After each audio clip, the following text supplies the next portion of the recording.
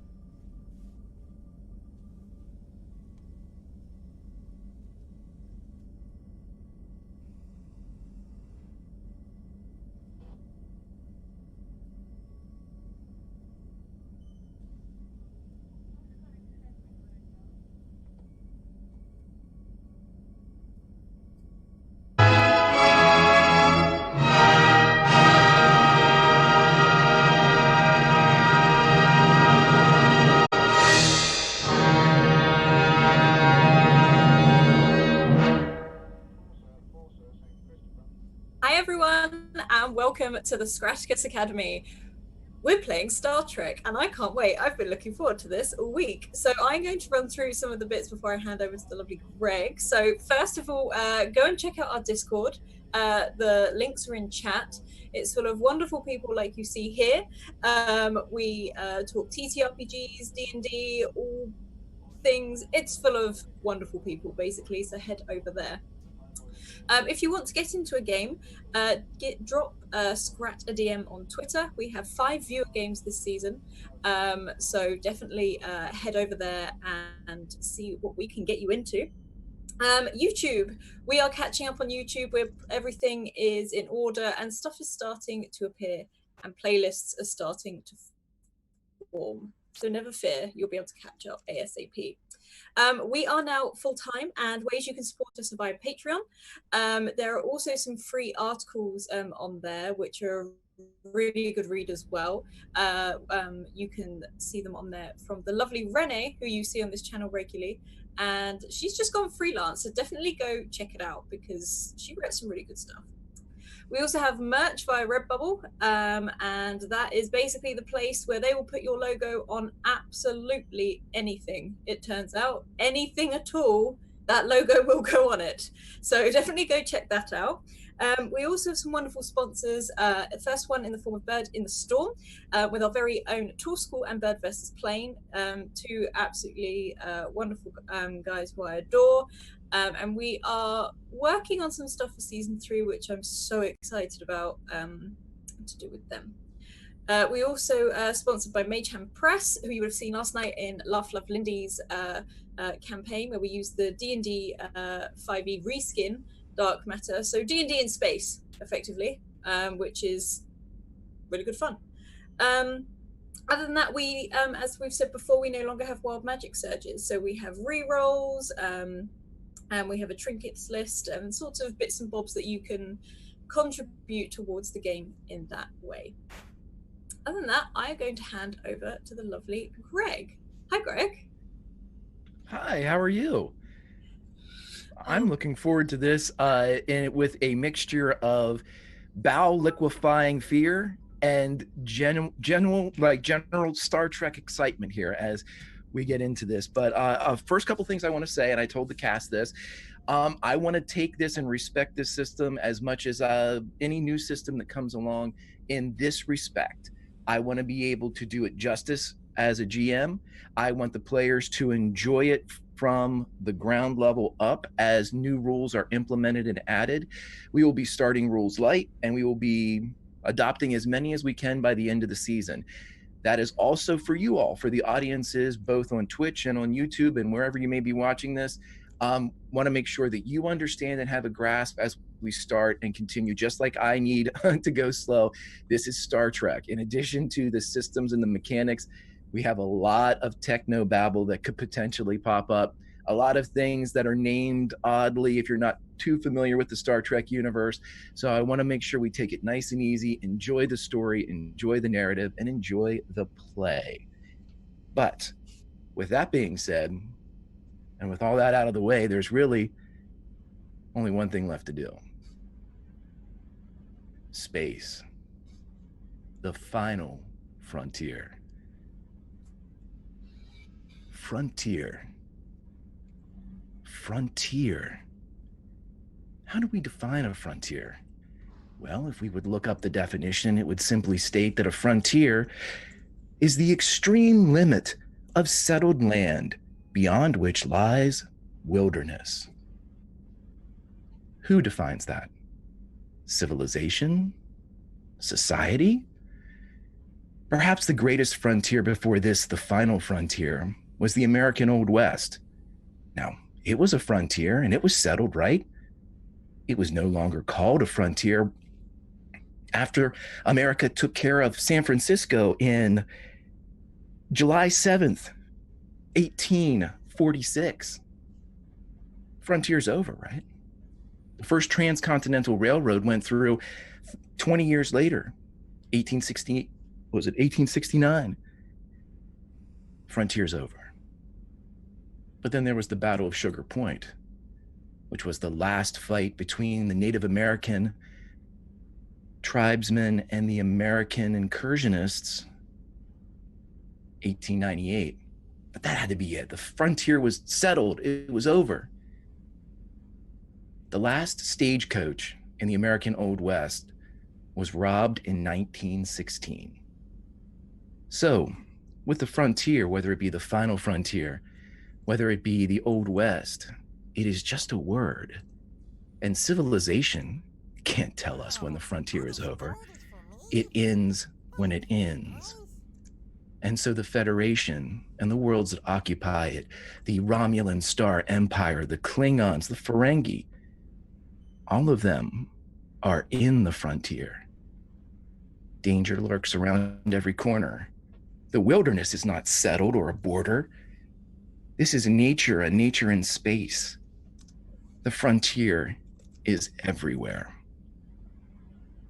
And so with that being said, and with society's norms cast aside and set adrift, we look again to what it takes to settle a frontier, or more so to protect it.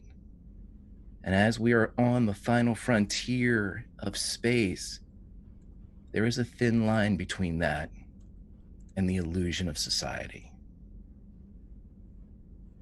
We cut to the bridge of a ship, a Defiant class.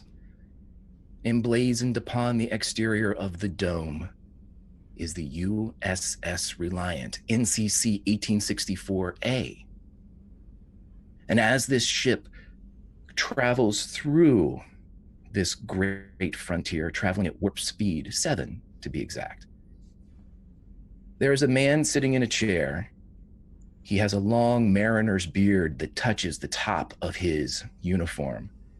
He is human, and as he looks around his bridge, Captain Yates takes in his crew. Who do we have flying this ship?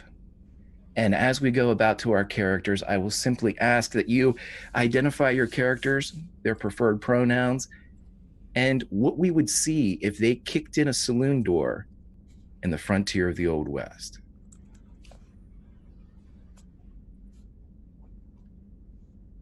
Who's flying the ship? It's me. I'm flying the ship. Well, I'm trying to fly, but well, I have to have an instructor beside me. I'm just not as good as I thought I would be. It just takes a little while to get used to, you know. You can't be afraid to try though. So everything's going to be okay. It's going to be fine. Trust me. Okay. And Ensign, what is your name and your character's race and identifiers? So as the captain moves forward, you feel his presence as his chair is directly behind yours. The Reliance bridge is smaller than you might expect on a Galaxy class. There is only one pilot station, surrounded by the environmental stations and weapon systems. The captain's kind of swiveling his chair to look over at me. He's going to see the back of my head. Like most Booleans, I have no hair. Though it's not entirely sure if I am male or female. And honestly, I like that ambiguity. I prefer to be they, them. Of course, I'm wearing my ensign's uniform, but one of the sleeves is missing. My left arm has been replaced with some experimental cybernetic technology. Unfortunately, I'm not great at it. I haven't got all the reflexes down, so it moves a little faster than the other arm. It's hard to calculate the quickness or the pressure that I put into things, so there are dents in the side of my console from just drumming my fingers against it, or sometimes I touch things, or sometimes I pull things off of other things on accident. It's not my fault. I'm just, I'm just a little, I don't know, not very aware of my surroundings. And I don't know if you can actually crash into a star, but I'm going to try not to, even though I think that'd be really great. Okay. And your character's name? Ensign Amatval, reporting for duty, mostly because nobody else wanted this job or to hire me. Okay. So as you're moving, you would know this, Ensign. You are en route to the CARINA system. You have been dispatched by Admiral Talara, a Vulcan admiral with the Federation, identifies as she, her. And when you look down at the console that's dented off on the left-hand side a bit from your drumming fingers, you realize that with your proximity warning coming up, you have about 18 minutes. The captain told you as soon as you get below 20 to let him know. And he seems to almost be anticipating that you're getting close, but he has no way of knowing until you alert him. Oh, well, we got below 20 about 2 minutes ago, but I kind of feel like maybe if I don't say anything that he won't notice, because it's like really hard to judge the distance in space. And I should probably say something, and I'm going to look around and see if like anybody else has noticed.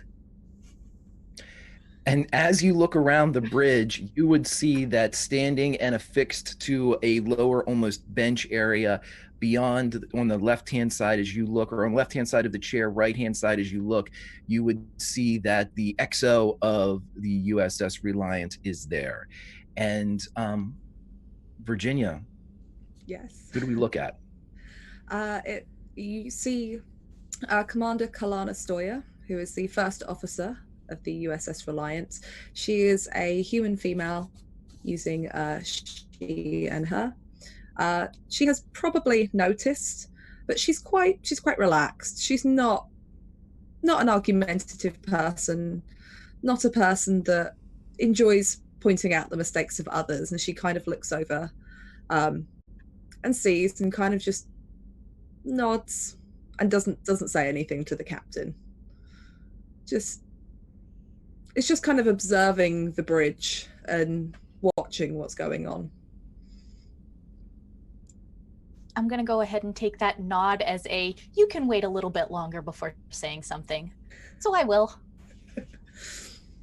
It's probably fine. Much like perhaps a captain aboard the actual wooden boards of a clipper ship of old, Captain Yates begins to pace back and forth in the small confines. He's a tall man, about 6'3", 6'4", broad of shoulder, athletic, late 40s, early 50s. You're not quite sure. He hasn't identified himself by Earth years yet. And as he keeps walking back, he keeps looking at the ensign behind the con station to see when and how he could possibly think that they're not getting any closer, but he hasn't said a word yet. A couple minutes go by. What's the counter at now? You look down just as it ticks to 15.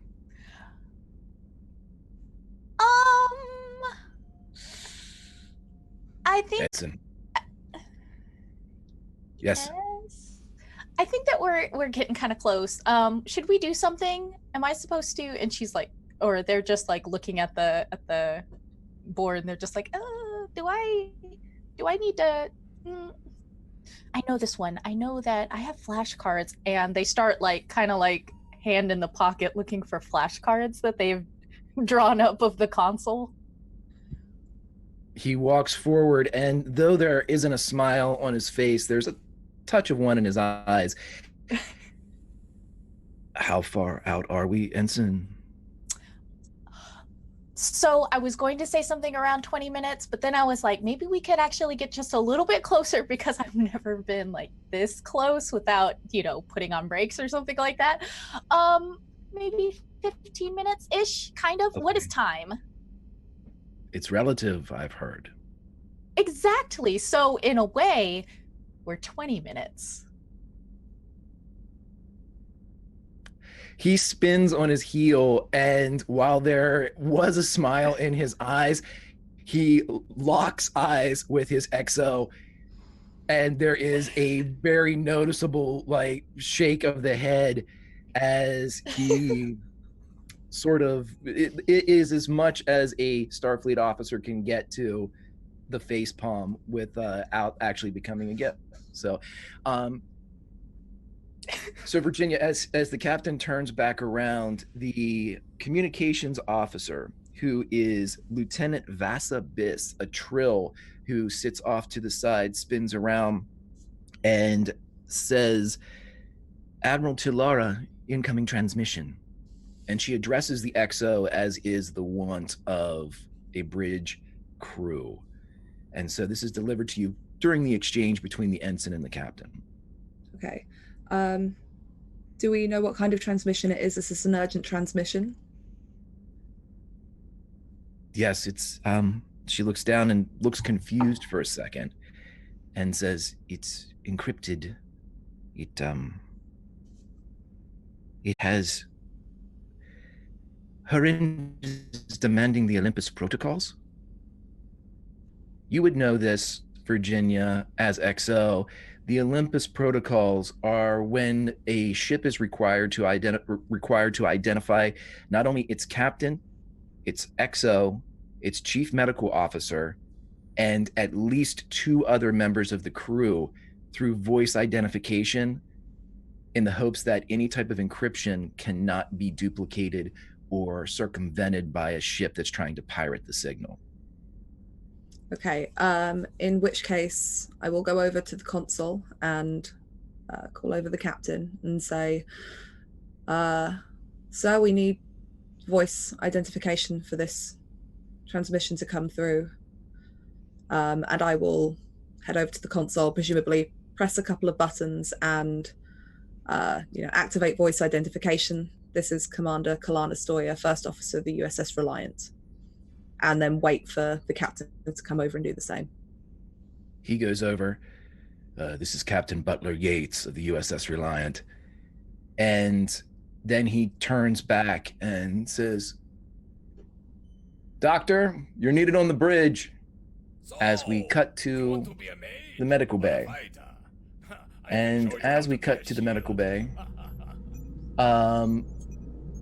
we see the doctor in an environment similar to what we have witnessed aboard many a ship, smaller in nature. There are 2 beds as opposed to a bank of perhaps 6, but there are only 2 individuals in this room. And we have the chief medical officer, who is... I am playing Tivoa Abril, or T to most people, a betazoid, and she's here. As soon as she hears the captain's voice, she checks off everything she's sort of doing. She's sort of a okay, it's fine, and sort of ruffled the back of her very jet black, scruffy, short hair, straighten herself out as she looks a little bit disheveled because she's been running around.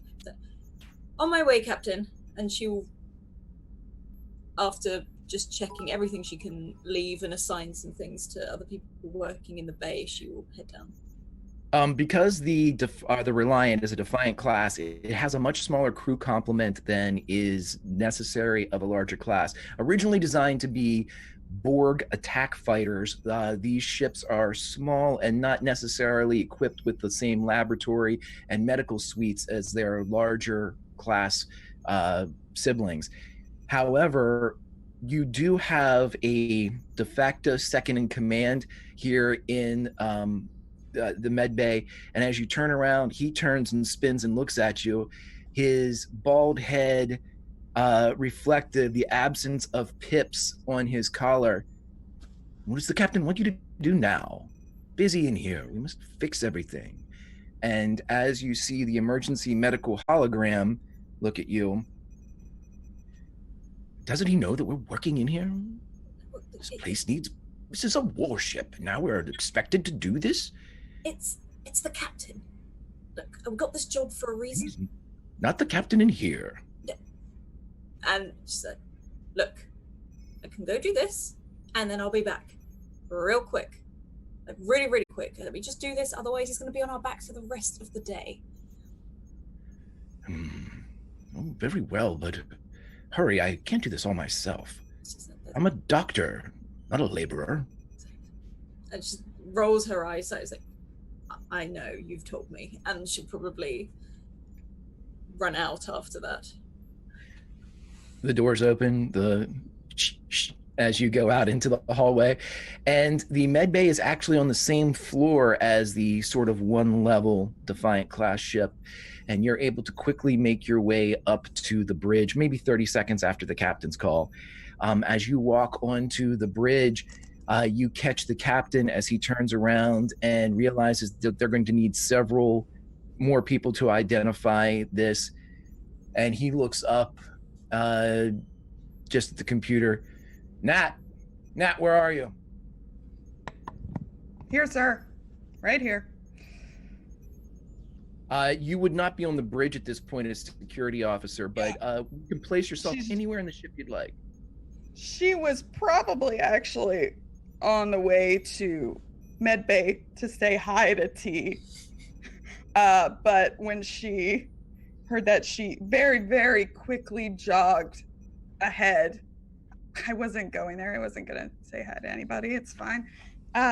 Nat is half Betazoid. She's got long auburn hair and hazel eyes, but she's also half Tellarite. So she has a little pig snout where her nose would be.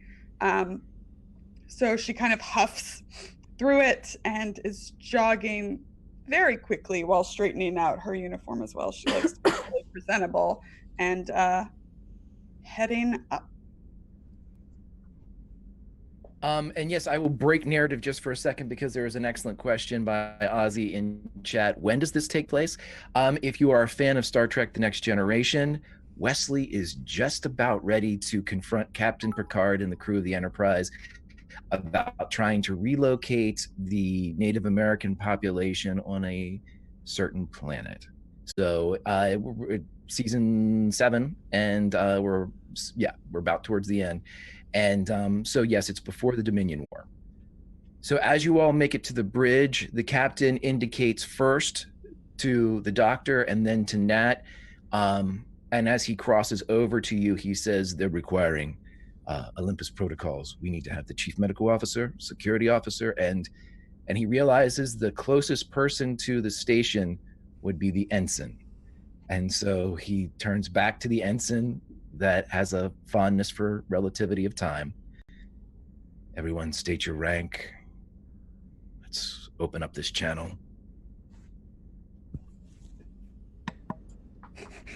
Nat's kind of looking at Amat's very eager face. Yeah. Amat was already turned around in the chair like, pick me, coach. Put me in. I'm ready. She kind of side-eyes them and looks at T, shrugs, and Lieutenant Natalia Nealand, security officer. And she's T sort of sighs, walks over, and it's just like, head medical officer of the SS Reliant, if I were a brawl. Oh, yeah, and I just like trip over myself to get out of the chair and then look back at the console like, is somebody watching this? And then like still like kind of stiff arm walks over this Ensign Amat Val, the flight commander. Yeah. With that, the Olympus protocols are initiated and acted, and the decryption process takes place, and the computer moves quickly to pop up Admiral Tilara, one of the members of the High Command of the Federation. She is Vulcan, and her appearance takes the entirety of the screen. And without waiting for the captain to address her, she begins in front of you all, without a ready room, without a private communication. And as you're all arrayed closest to the screen, what she sees is the captain, the XO, the security officer, the chief medical officer, and of course, the flight commander. And so with that view of the Olympus protocols enacted, she begins. Captain, there's been an event in the CARINA system, specifically the colony on CARINA 7. They are experiencing strange anomalies. There are also subspace anomalies in the sector itself.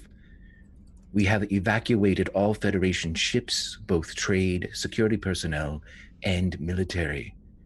This is leaving the Romulan border of the neutral zone undefended in the CARINA system. It is too dangerous, as we have already lost 2 vessels. Whether they have been captured, destroyed, or incapable of communication remains to be seen. They are the Hawthorne and the Gull's Grace. Both of them are supply vehicles, and they had been traveling through the system. One was bound for CARINA 7, the other leaving CARINA 7. They are missing, and your job is to identify their location. But first, I want you to go to the colony itself. Before we lost communication with CARINA 7, her governor, Sarita Sebastian, stated that the colony was experiencing phenomena. It is an agricultural center. They grow wine, or more specifically, grapes for the process of winemaking. They were saying that their stock was withering and dying on the vine moments after being planted. Also, structures meant to last 100 years were collapsing in disrepair. They even stated that one of the colonists' child had aged rapidly. These phenomena seem to be at least partially responsible for that affecting the system at large. We would like you to identify the problem, save the colonists, and if possible, the Hawthorne and the Gull's Grace.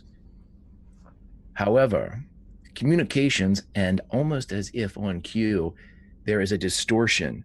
and you see the Trill communication officer kind of working at her command console, and Talara comes back into view. The communications have been troublesome in the sector.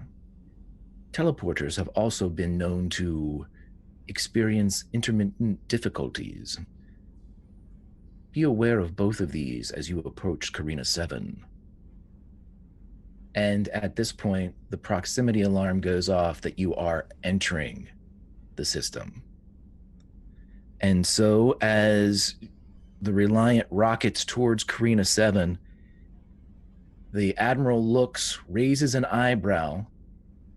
Do you have any questions, Reliant? Now, normally the captain would be the one asking the questions here, or the XL, but the captain is me, and I'm not asking questions that could help you. So at this point, I would like you to ask anything that you think is relevant, or you think that Talara might be able to provide as far as deeper information. If you want to recall something yourself from what you might know of Carina 7, we can make rolls. It's totally up to you all how you'd like to proceed, but you have a moment here to augment your knowledge stores. What would you like to do? Can I find out, because I have interplanetary relations as a focus, what our relationship is with Carina 7 at the moment? Have there been struggles in terms of their relationship with the Federation, or is everything smooth sailing? Absolutely. Have they had any problems with other people? I tell you what, since this is an opportunity for you to gain some momentum, let's just go ahead and roll it. I'm going to make the DC is set at 0. So any successes that you have will just be generated as momentum, and you'll get your answers anyway. The only fallback here is if you'd happen to roll 20, there could be a complication. You know, the odds are heavily in your favor that this will help you. I'll give you that option if you would like to roll, or if not, I'll give you the information anyway. Do you want me to roll and try and get some momentum, everyone? Go for it. Yeah. Can I do that with reason and, I don't know, command? Is that probably the best we'll use one? reason and command, correct. Yeah, that would be perfect. Cool.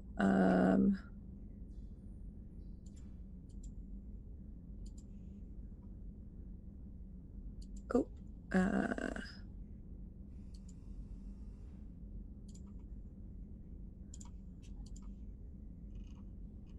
I think that is 2 successes. It's showing up on here.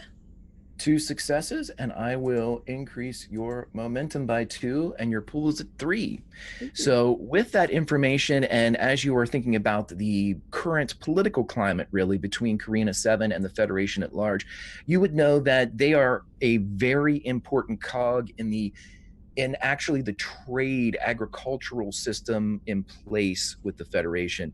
The wine that they generate is, the climate there on Carina 7 is the same as it would have been for Northern California or Virginia. The grapes that can be grown there mimic the kind of vintages that they were able to, and the varieties that they were able to grow there. This is also a wine that is highly sought after by the Ferengi. They love it. And so it is a very important trade tool to trade with the Ferengi for their gold. So whenever it becomes a process of interstellar trade, this is a cog, and a mighty one, in the wheel of the Federation. Interesting. So these, we don't know if these are natural phenomena. This could be something implemented by somebody interested in sabotaging that trade route. I was going to ask what the Hawthorne and the Gull's Grace were carrying in particular. Was it wine? Yes, the Gull's Grace was, and Talara would tell you this, the Gull's Grace was bound for Carina 7, empty stores, bringing foodstuffs to leave. And then the Hawthorne was leaving Carina 7, and she was bound for the heart of the Federation, filled with wine. I think T would just sort of ask, is there any more information on the child? The child that seems to age a lot faster than normal. Right. And the information that you would receive about the child is that it appears that the child was born 6 months ago, and the aging process has been extraordinary. And before communication was lost with the colony, and this was almost 2 weeks ago, with that, at that time, the child was several months and years beyond the 6 months. Other information, they were at a loss. They just have regional medical facilities there. Yeah, T will make, probably recording lots of notes as she's going. She's more of a listener. Admiral, how large is this colony? Does it take up the entirety of the planet? Is it centralized somewhere? The main hub of CARINA 7 is a settlement known as Morgan's Hope. The rest of the area is filled with very large wineries. And you would know, and you can see kind of like a readout pop up on screen as she's talking, and you see kind of satellite pictures of what look like vineyards that stretch for like 10 by 10 cubic miles, and they're perfectly lined. You see that there are actual humanoid tenders, and you can even see that there are robotic implements that have been put in place to both tend and care for the vines themselves. It seems like stock footage, almost like, you know, come visit Napa Valley. It's like a come visit CARINA 7. So, but it's impressive in its scope. And it's with that impressive display of agriculture that you realize if they are indeed providing wine that is such a trade commodity, they're producing quite a bit of it. Is Morgan's Hope where the phenomena began? We believe so. Morgan's Hope is where the Governor Sebastian is. She should be able to provide you with more information, provided she is in a state to do so. We have not heard from them in 2 weeks.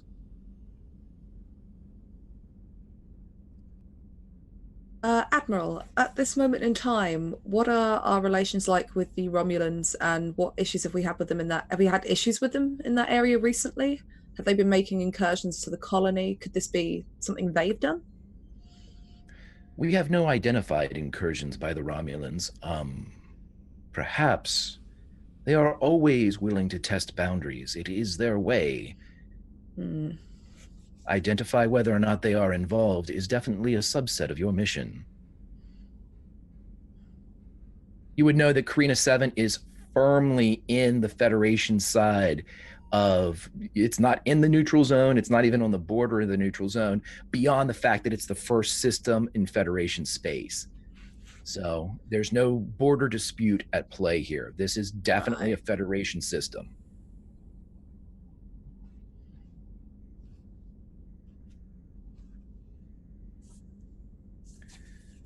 If that's all.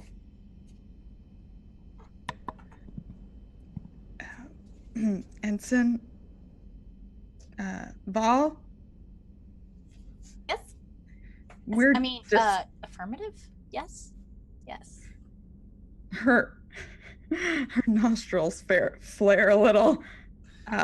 We're descending rather rapidly. Oh, I thought I was supposed to stand over here. Am I not supposed to be here anymore? No, you were. I'm just noticing the proximity of the planet. What is the number on the proximity meter now? It's about 4 minutes. Captain! Yes, slow us down, Ensign. Oh, okay, I will. And like, as they are like quick walking back to their station, you can see them like peek down at their like waist a little bit and then like shove the flashcards back in and sit down at their console. T nervously grabs like the closest like thing to her as she's watching this unfold.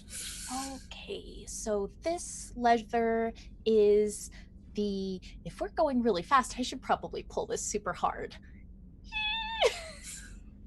Thank God for inertial dampeners. As everything comes, you see the streaking of the warp factor go down into impulse as you kind of arrive. It's really a perfect arrival to the system, albeit a bit lucky. as the Reliant just comes into the system. As soon as you do so, several indicators begin to flash across the various consoles in the area, and you see the science officer begins to turn and look, and you see the communications officer, and even across Ensign, as you look around on your flight control, Amat, you see that there is a disturbance as the telemetry of the ship seems to be compromised a bit. Normally, we're dealing with three-dimensional space here, so you've got side to side, up and down, forward, back, and normally you try to keep yourself oriented based upon the kind of the gravity or the horizon line of a system in itself. And that's just a normal setting for the ship, but it seems to be off by several degrees. And if we were looking at the ship, it'd be tilted. You guys don't feel it, but the ship itself is oriented incorrectly by no fault of yours. Okay, so this does not feel like... So, Amatval has no reason to believe that this is their fault? They can believe it, but... yeah, that's totally up to you as the player. Investigation would allow them to know that they don't have anything to do with it, but please play it out. Yeah, I'm gonna go ahead and investigate that. Like, is that just like an insight roll? Yeah, you can give me a... Let's do a Let's do a insight con, just to see if you can, and it's kind of dealing with the system itself, but either that or just a reason as well, some way to kind of indicate how you... Oh my gosh, my con is 1, so... Why are you flying the ship? Because they're bad at it. You let this happen. I gave this to you in advance and you never asked. I looked at it. I honestly, I'm probably just, it was in disbelief. Like, I couldn't be right. He's like, oh, this is probably fine. It's in the backstory. There's a 1d20, right? Yeah, you can use your character sheet too to blast through it if you want to. Okay, just because it asked dice pool, so that's what I figured. Oh no, 2d20 then. You can roll 2d20. Oh gosh. Or I've already screwed this up. It's okay. This is, we're learning. We're taking our time here. Greg's going to screw up plenty of things here in probably the next 10 or 15 minutes. I So don't think I have an applicable focus either.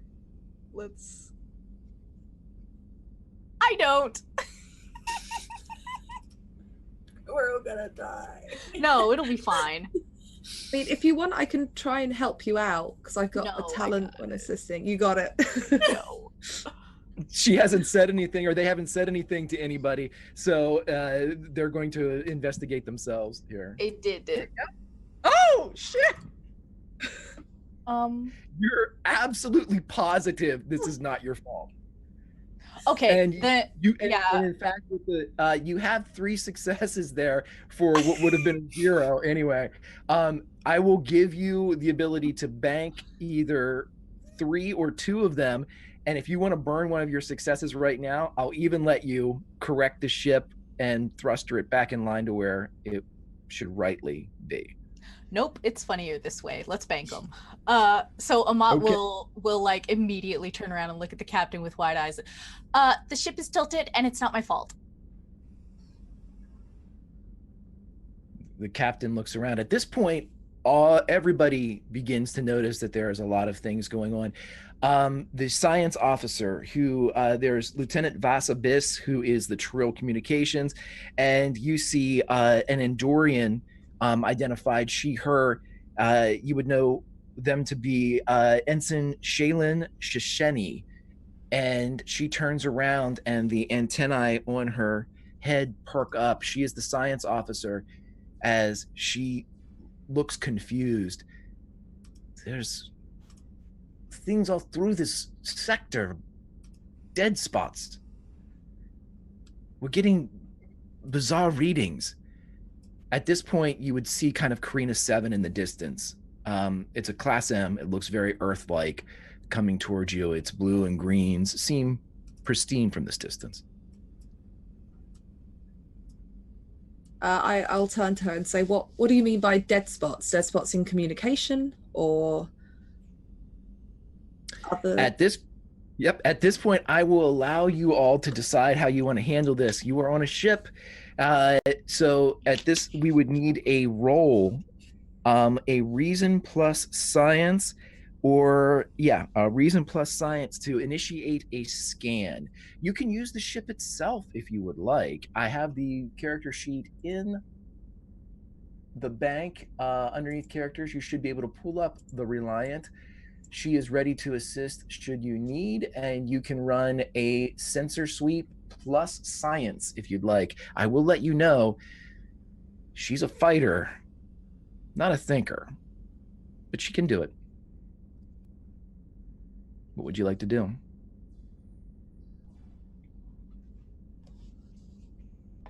Who is the... I am not the sciencey one here, but if our chief medical officer would like to... I was going to say, what was it I had to roll? Sorry, science and reason, did you say? I will allow you to roll a reason in science. Basically, it would be almost as if you go over and look down at the control panel and read what the science officer is seeing. Or you can initiate your own scan. Usually someone that doesn't have a science background would initiate their own scan using the Reliant herself. Up to you. You can use the Reliant or your own abilities. I will use my own abilities because I grew up in a science sort of based area. So do I literally, just to confirm, do I literally just click on science? Correct. 2 successes. Fantastic. And with 2 successes, you may spend them both, as the DC was in fact 2. And so as you scan into both the system and the planet itself, you learn the following. Everything that you've identified of CARINA 7 seems to be correct. It's an agricultural center, but more specifically, what the science officer is looking at, these dead zones that seem to be in space, you're getting very false readings coming from them. If this were sonar, they are bouncing intermittently as if they are various shapes and sizes. To the naked eye, you see nothing, but as the science officer, and now as you are looking, T, you stand and kind of face and see that it's almost like a forest of these dead spots through the system. And also as you scan and get the readouts, almost at the same time as Shoshani sees, you begin to see debris as it pops up, lifeless, devoid of any type of electrical impulse or propulsion, powered completely down. But even now, Ensign, Amat, as you look through the front screen, you see a dead vehicle, a huge ship sundered and broken. And as you get closer, you see that a good third of it has been sheared away. She'll look over at the others and say, it's just the readings are all over the place. I don't know. I don't know what this is. I think I would recommend us coming to a full stop so that we don't accidentally go into one of these dead spaces. Agreed. The captain says. Yellow alert. And as the yellow symbols go up and down the side of the bridge, a little whine hits for a second of an and as it shifts over, there's a bit of a low light that kicks in on the Defiant class. And the captain turns and moves closer, again, kind of resting his hand on the back of Amat's chair as he's looking through the front. What is out there? Theories, he says over his shoulder. It could be one of the ships we're looking for. If we can get a closer look at it, I can see if I can recognize it. And I can tell maybe if any kind of standard weaponry is what caused that, or if it's these dead spaces. Is there anyone down there? Well, I mean... Yeah, from the ship itself to you're not getting any life signs whatsoever. It's completely inert. From what we're seeing, can I roll and see if I can recognize if this is a starship? Absolutely. At this point, you have what's the one trait called? Ship identification, ship understand, Starship recognition. starship recognition, right? If you have that, that is definitely at play here. Otherwise, we're just looking at a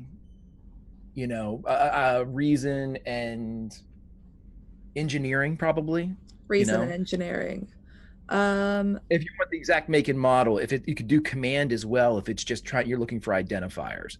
What I'm looking to see is it one of the ships that we're supposed to be looking for, or is this something else? If I go reason command, and can I spend a point of momentum just to roll an extra d20? Sounds perfect to me. Cool. So that'll be 3d20. So many boxes. Cool. It's 3 successes. So with 3 successes and the DC being 2 on this one because of the position of the ship, I will allow you to spend immediately. You can either bank the additional successes momentum, or I will give you additional information. Whichever you would like. I'll go for additional information. Okay.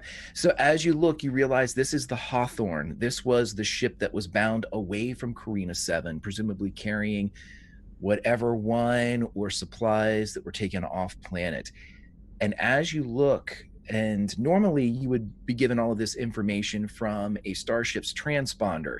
Whenever you would enter the system, it would ping, give you the identifiers, where its flight plan is. That too is dead, which is very odd, because a transponder it's a black box for a starship. If something were to happen, you go to the transponder, you find out what happened. It has its own power source and it's well nigh indestructible. It is either absent or not working. And as you're looking, it's you who kind of glean this information. And so as you look at all this, you see that the ship itself is not moving. It's not drifting in relation to your ship. It should be, if something had happened to it that caused any momentum whatsoever, whether it was traveling and blew up, whether something attacked it, you don't have a debris field. And you would know this as a Starship tactical officer, that is stationary. It would be moving, usually away from the area of impact, or spread out much like an ocean ship would when it crashes on the ocean floor. It has a debris field that continues to move. This is completely stationary in space. I'll turn to the captain and say, Captain, we found the Hawthorne. Are you all sure there are no life signs on here? Lieutenant Nat, can you see if this was weaponry that caused this? Copy that. I will try and do that. How do I do that? What would I roll to do that? Yeah, give me definitely going to be, let me see. Yeah, give me reason, but instead for that, I want security, because you're reading, this is specifically, you're not going to glean anything additional from the ship itself, engineering wise, or if it had some type of mechanical failure. You're looking specifically for the ability to ascertain weapons. And I have a focus for this that I think is applicable, which is tactical systems weaponry. So I think does that give me another die?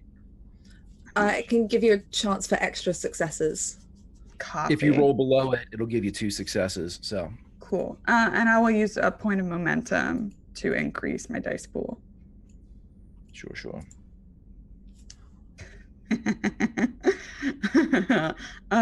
Crit and a crit fail. There you go, Greg. Hi.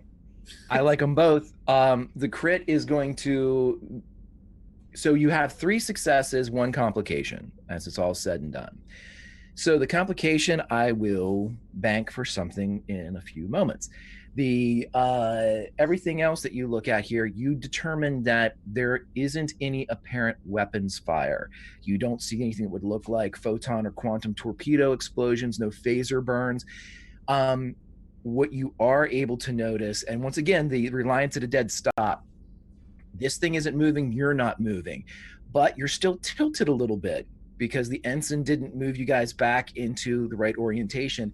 And it's just because of that little tilt that the scanners and everything that you're looking at are able to read just for a moment. As you look, the one side that is damaged on the Hawthorne it's damaged, it's just not there. It's as if it were cut away with a razor. You can see perfectly the cross section of the decks.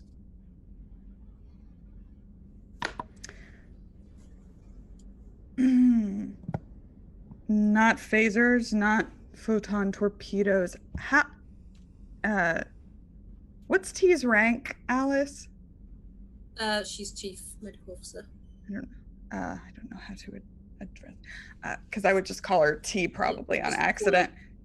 T, when you did your readings, how close is there a dead spot right there? I'm going to kind of indicate it. And well, I'll say, Greg, was it there? It was literally everywhere, wasn't it? There were trees in this forest of invisible dead spaces, and there's one going right around the Hawthorne. It's like it's wrapped around it.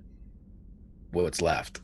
It's all over it. It's like it's surrounding it completely. But again, the systems aren't exactly making sense. There's a piece missing from it, and it wasn't blasted off. It's just gone. Missing, like, just. At this point, the captain turns around to T. Doctor, can you get us to CARINA 7? Can you get us around these things?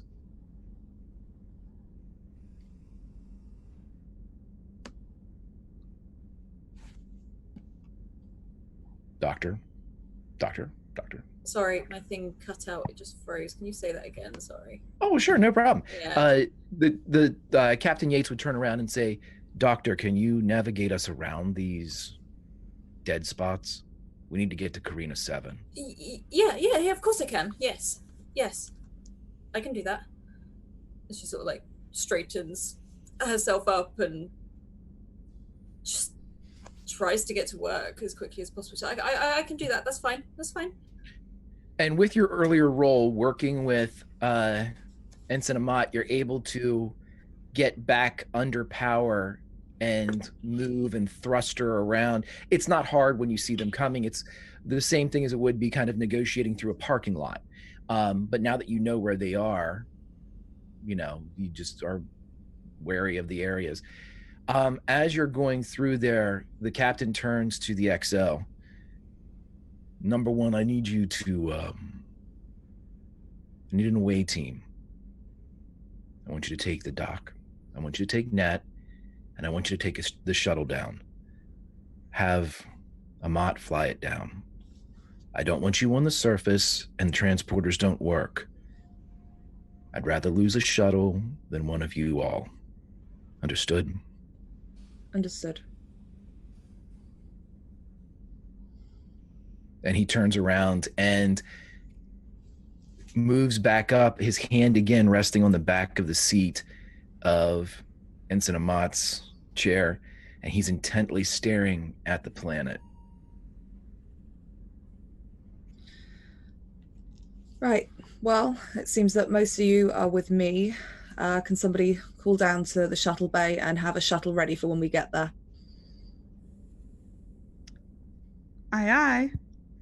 And Nat will head down to the shuttle bay. She kind of puts her hand on the doc's shoulder as she goes, because she gets the sense that she's nervous, I think.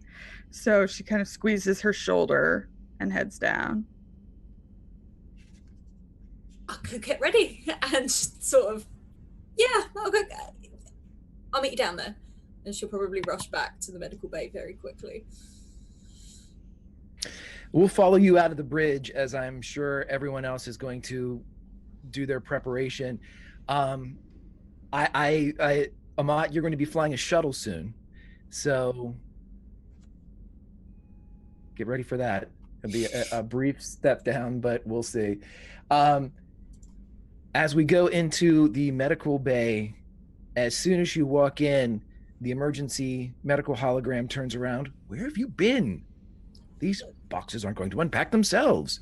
I tell you what, look, something's come up, something really important, and I can't take your sarcasm right now, so just not now, okay? There's stuff going on that I don't get, and I'm the only one on here that can go down there as the only medical officer. And she starts like scrabbling through all of her bits and bobs, like sorting herself out. What am I supposed to do while you're gone? You can do whatever you want. And she's just going to start backing up with all of her stuff.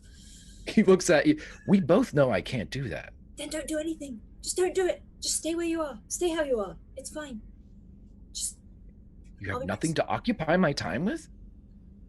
I don't know. What do you do in your spare time? I work all the time. You should try it. Then what? Really? That's the conversation we're gonna have? Like right now? You're never here.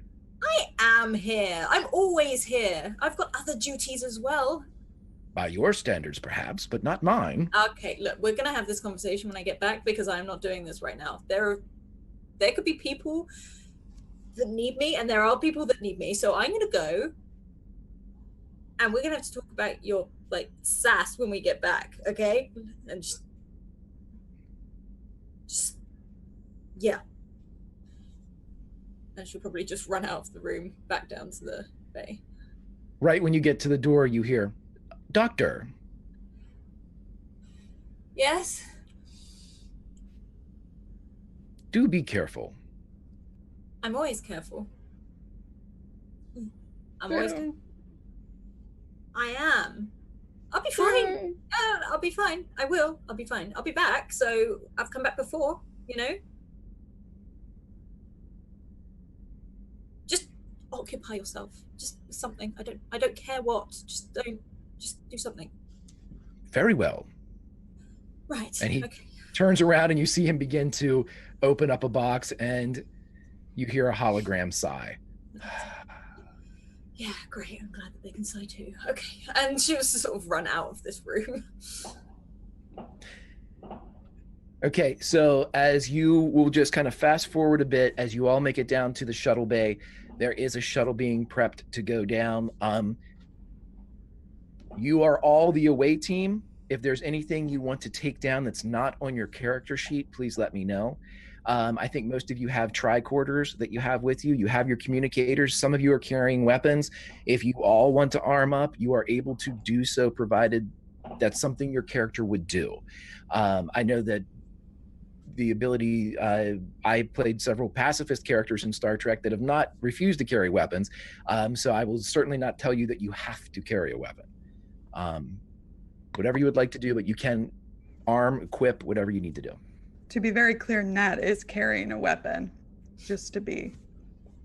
Yep. You have a phase 2. You got a phaser 2, right? Yep, Yeah. and my fists. You'd be surprised. Anybody else packing a phaser? I have a phaser in my gear, but it's a phaser type 1. Okay. I So also have a phaser type 2. Okay, 2, and then a garage door opener. Ensign Amat, are you taking anything down in the way of weapons? They haven't, Ensign Amat is left-handed, and they haven't yet made a phaser that is large enough for their hand, so they don't use phasers. But Awesome. They are very excited and are humming their own theme song. I would love to hear the Action Squad, going to the planet, gonna see some aliens, gonna shoot stuff. Action Squad. As Ensign Val is doing this, I want to kind of come up behind her, or behind them, sorry, and place like a hand on their shoulder, and just wait until the singing stops, and kind of away from people, be like, Ensign, have you ever flown a shuttle before? Yes, I have flown a shuttle. Was it a successful flight? It was successful getting down. And getting it back up? I was unconscious. I'm sorry to hear that.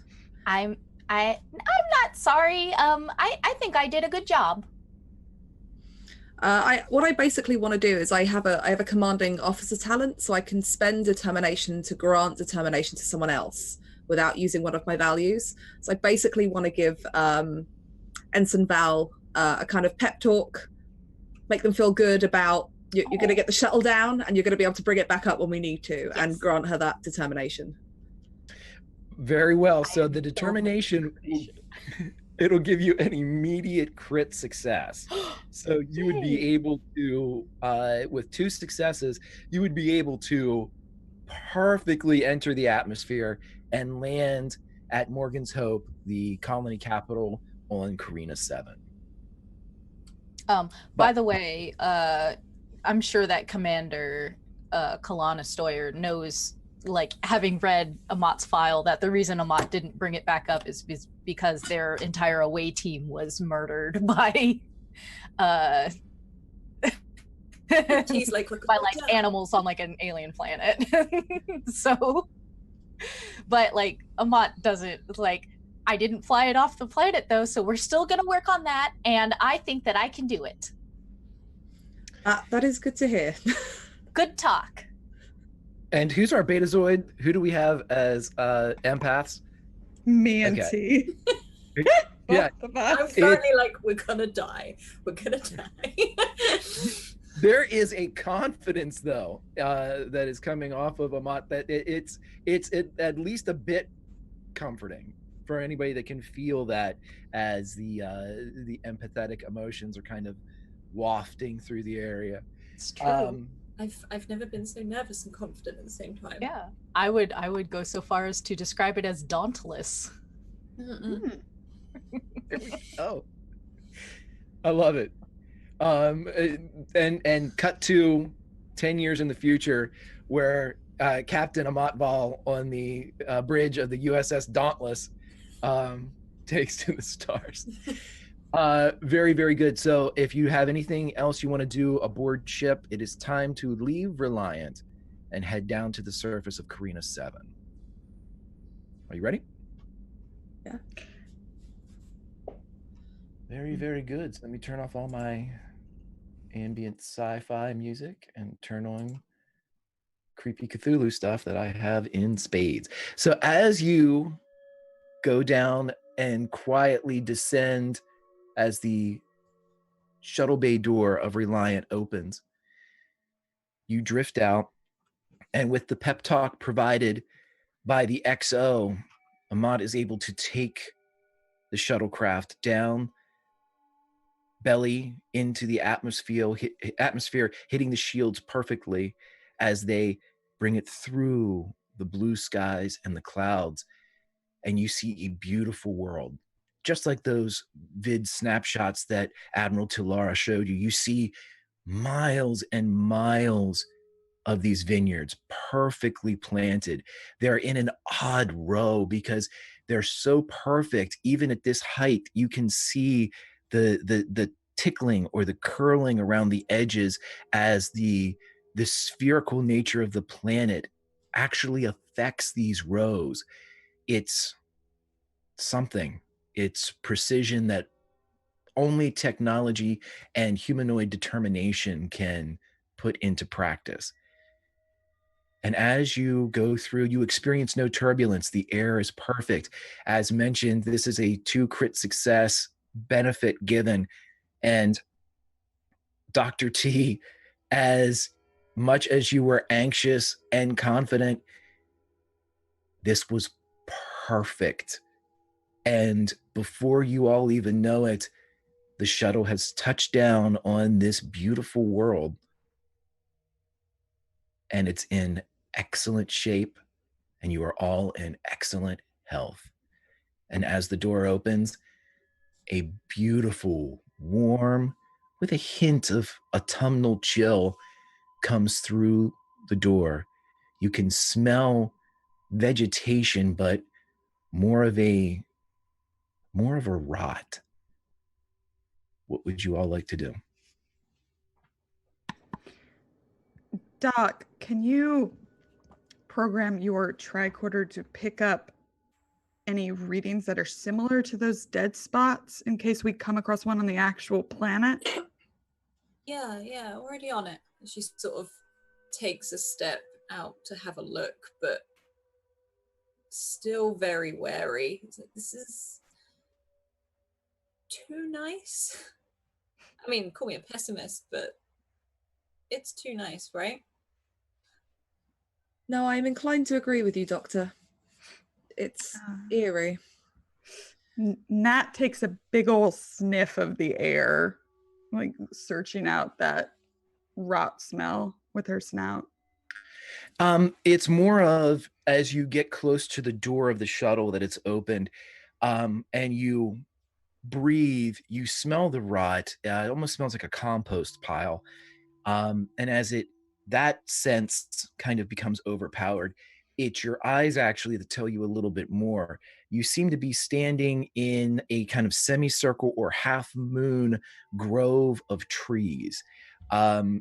You see several odd bits of almost archaic implements around the trees that seem to be for the production of something that the timber or lumber is used from, but it's so foreign, and the tools themselves are so old. Many of them made by wood themselves, which is something unheard of, except for very stalwart craftspeople that decide that they're going to do things in a traditional way. Um, and you realize as you look around, the edge of the vines that you see are withered, and you see that they are filled with grapes that are also withered.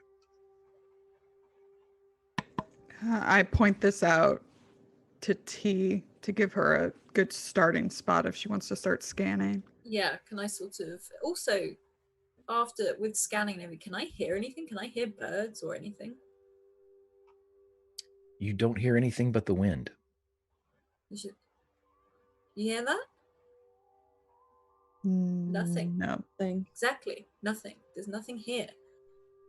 Not birds, not anything.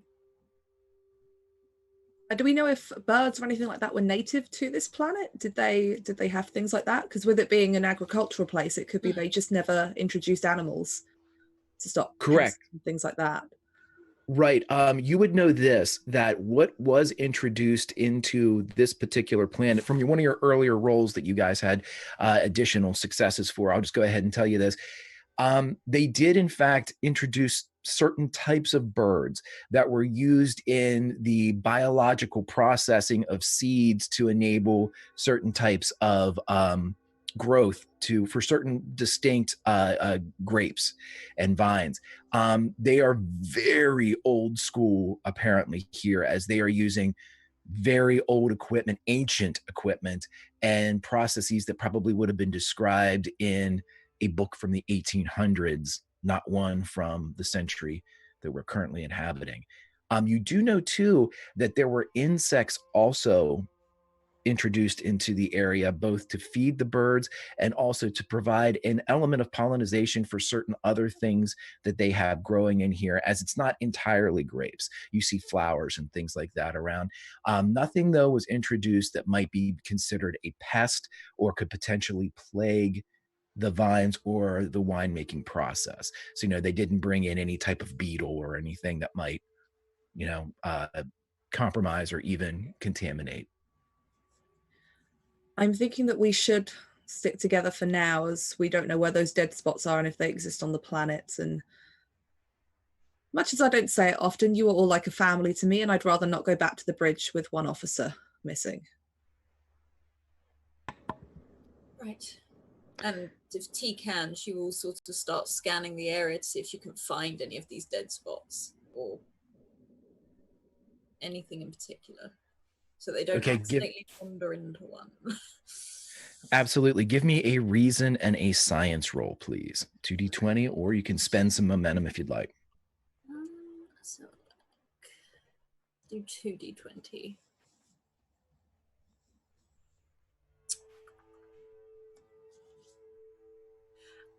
I've got a focus which is trust my instincts, Can that be Yeah. useful, or?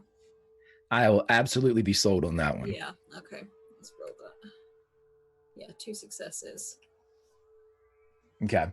So as you look around with the 2 successes, I will let you know this. The first success grants you this knowledge. There is definite interference on the planet's surface. As you're scanning, you realize that communications are spotty.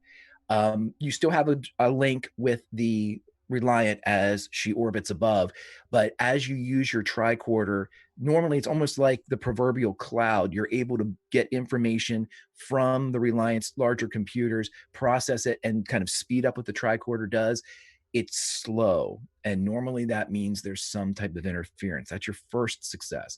Your second success is, now that you know what you're looking for, you don't in the immediate vicinity detect any of these dead spots.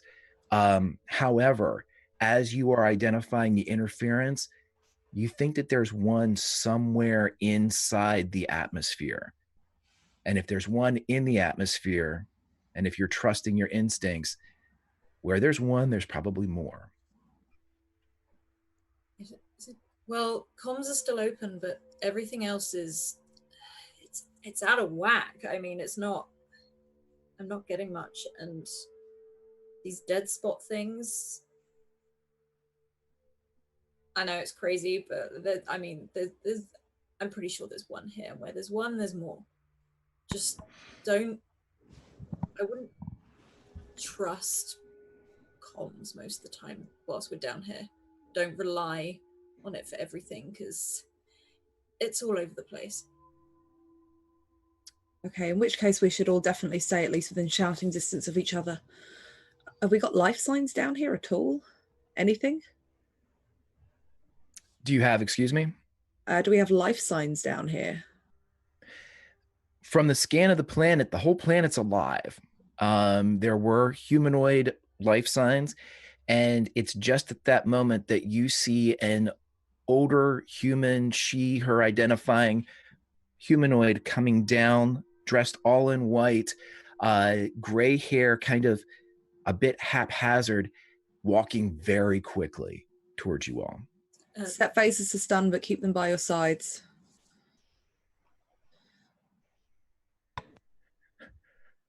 Are you from the Federation? Yes, my name is Kalana Stoya of the USS Reliant. This is my chief medical officer. This is our security officer and Ensign Amat Val. Are you hurt? Oh, thank God. I am Governor Savetta Sebastian. We haven't heard from you in weeks. We've been trying. Have you not received our communication? Nothing. Nothing's come through to us in 2 weeks. We've been trying to contact you, from what I've been told. I don't know what to do. The crops are dying. The buildings are collapsing. We have a boy, and she looks at the doctor. He's very sick. Can you help him? Yeah. Yes. Of course. What kind of sick? He's growing. And you see tears coming down her cheeks. And T almost forgets who else is here. She's like, "Can you take me to him?" Yes.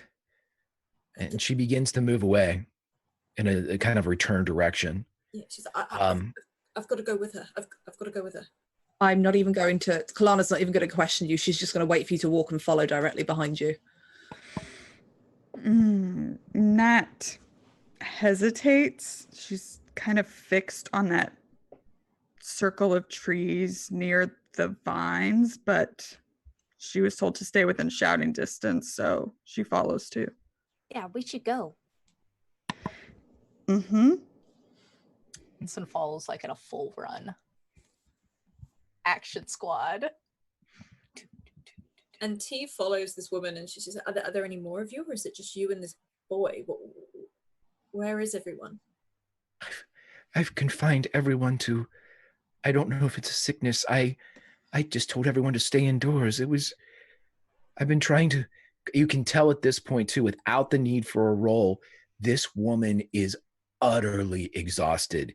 You can see that the skin beneath her eyes, it's incredibly dark. She's very gaunt, and the outfit that she's wearing is just where it probably once fit properly is now just hanging off of her as if she has experienced almost rapid weight loss. And her feet and her shoes and her dress, it's gray and tattered and stained with mud and the dark earth of this world. She seems to have been going to every home in Morgan's Hope, checking on everyone, and she seems to have been doing it by herself. Right. Well, are you sick? Have you? She waves at you. No, I'm fine. I'm fine. Just Let's get to the boy. T will sort of keep an arm just not around her, not actually touching her, but just in case this woman suddenly falls. And she's like, is everyone sick with the same thing? I don't know if anyone's sick. The boy is something's wrong with him. I thought it might be catching, so I was the only one. I told everyone to go to their homes, and I'm the only one that's still out.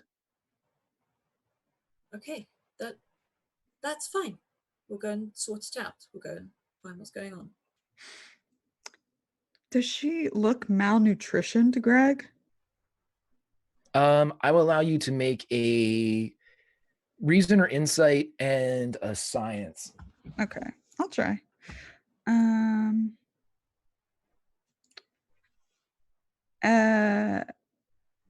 And could either observation or survival be an applicable focus here? I tell you what, I'll give you different information should you succeed on either one. Observation's obviously different. Survival would be specifically like malnutrition. Yeah, I'll go with survival. 2. And you did hit it as with your crit, I will give you additional information, or you can bank 1 momentum. What would you like? I want additional information about her.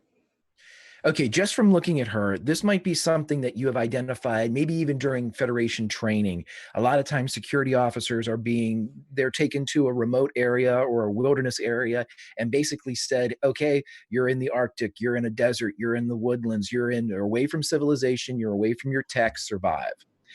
You've seen and known that, especially whenever you get into the kind of higher levels of the security officers, especially when you get into like the Marine aspects, when those types of training go on, someone might go out for 2 or 3 weeks. You've seen recruits come back in that have been and experienced and have some of the same features that this woman has.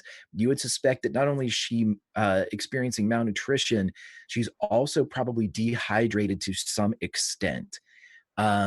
She is, however, sweating profusely, as it seems that, and she's not young by human standards, she's probably early 70s, and she's been apparently moving.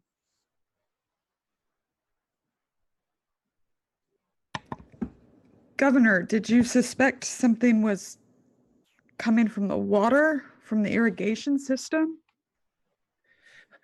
I didn't know. So we here along the border with the neutral zone, we have protocols in place. If, God forbid, there would be an attack, or I told everyone to go inside and use their emergency kits. So they're using their own water, and they've rationed, and they're using packaged foods. The vines, there's something wrong with the vines, and the buildings are collapsing, and the boy, you must look at the boy. And at this point, Alice, when T is close to her, you have your hand up, no roll required. You can feel a warmth radiating off of her. This is not overheating. This woman very likely has some type of fever. Right. And she sort of guides her to maybe slow her down a little bit. How far away are we from the destination? She continues to move, just over that rise. First house, just over the rise. Right, okay. And she sort of looks back at Nat, and she's just like, sort of like trying to gesture like really badly because she's not good at this, and she's just like, but trying to not say anything. Oh. We're gonna go and find. We're gonna head up there. We're gonna be there soon, and when we do, I'm gonna want you to sit down and just rest for a time whilst I go check on the boy. And she looks back at the rest of them, just like, and they will stay with you and just make sure you're okay. No, they won't open the door unless it's me. And she continues to kind of now very stiff-legged as she climbs this rise. It's a low hill. Who won't open the door? The family for the boy. They're inside. They only open for me. It's protocol. Of course it is. Okay. Let's go then. And she'll just still maybe be slightly more aware that this woman could fall down at any second. And she will lightly take this woman's arm just round her upper arm and almost walk her. Okay. She accepts the help, and as soon as you kind of place a hand and you can feel just the skin and bones beneath the white fabric, you too can feel the heat. And it's overpowering even for you as an outside entity. As you're holding on, you can feel this woman's burning up. And she continues to walk. Go ahead. Can I feel her worry, or can I feel like... You feel an intense sense of guilt and an intense sense of duty. Right. Okay, we're nearly there. We'll get this sorted. It's fine. Nat's kind of nervous with T being that close to someone who is obviously ill in some way. I mean, she trusts T's abilities to know when she should and shouldn't be near somebody, but just because they don't know what's going on, she's keeping an eye on it. And she'll call out because she's not getting anywhere near the governor. Governor, when you say the buildings, they're collapsing? You see her, she doesn't turn, but in the hand or the arm that T isn't holding, she gestures with the other in a direction, and you can see a row of what would look like, in all likelihood, garage type of entities or storage warehouse facilities. And you see them arrayed, and they seem nice from a distance, but about half down a row of three, you see the third is collapsed, as if it's fallen on itself. In on itself? So it's collapsing from the ground. Maybe is it collapsing from the ground underneath? Has anybody investigated? No, they just started doing it. It was the last thing that's happened. Everything else was just 2 weeks ago. The buildings started crumbling, and the irrigation channels and the vines and the boy. And she looks over at the doctor. Did I tell you about the boy? He's so sick. It's okay. We're gonna go and see him and make sure he's okay. And probably if Nat can sense anything, there's alarm bells going off in T's head for many different reasons, but sort of out of confusion more than anything. As you all are walking and this kind of conversation is going on between Nat and the doctor, let's see, Kalana and Amat, what are you? I'd like you guys to roll, if you would, just an observational, maybe like a reason, and give me either Actually, give me a security. Ooh,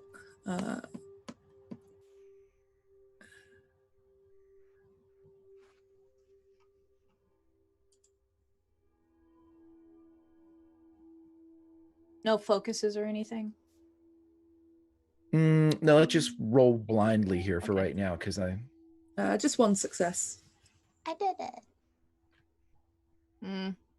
there we go. 2 successes. Yeah, I did So with a total of 3 successes, you can bank 1, or I can give you additional information, Amat. I'll take additional information because Amat is touching everything. Like touching trees, pulling leaves off stuff. They're just happy to be here.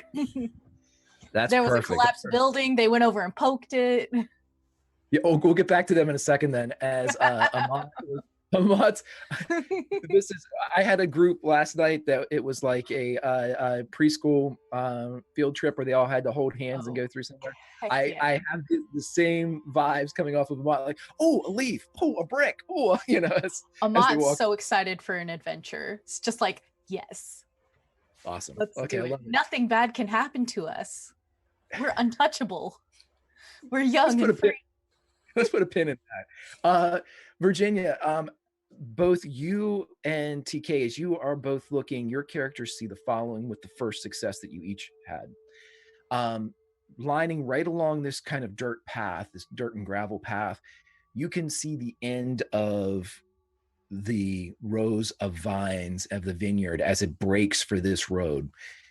And you can get a closer look into all of this, and you see that these grapes are huge. They should be just the perfect time for them to be harvested and, you know, at their top peak of production as far as the seasonal growing would go. You also notice that their size is sunken. They are rotten on the vine. Some of them have broken and fallen. And you see that this is all up and down these very even rows. As far as your eye can see, you can see these withered vines. Now, for Amat, as you get closer and are plucking things off, when you pluck a leaf from the vine, it immediately crumbles in your hands as if it were a baked in the sun leaf from seasons past. It just crumbles, and you can see the veinage going through the leaf as it is pronounced but very dead, as you just kind of, it powderizes in your hand. And with your additional success, you begin to notice, as you watch this leaf dust trickle down to the gravel road, you see a bee, an insect, a bee, a bee, a bee, a bee, an insect, a bee, kind of nestled along the ground, as in the middle of all of this death, whatever insect population existed on CARINA 7 seems to no longer be alive.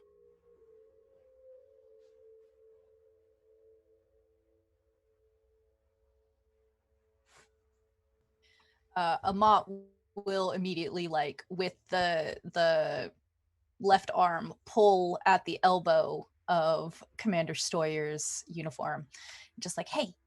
I like immediately turn around at the tugging. It's like, yes, Ensign? You hear a seam pop. I just kind of look at it. I'll deal with that later. Yes, Ensign, is there something? Anything?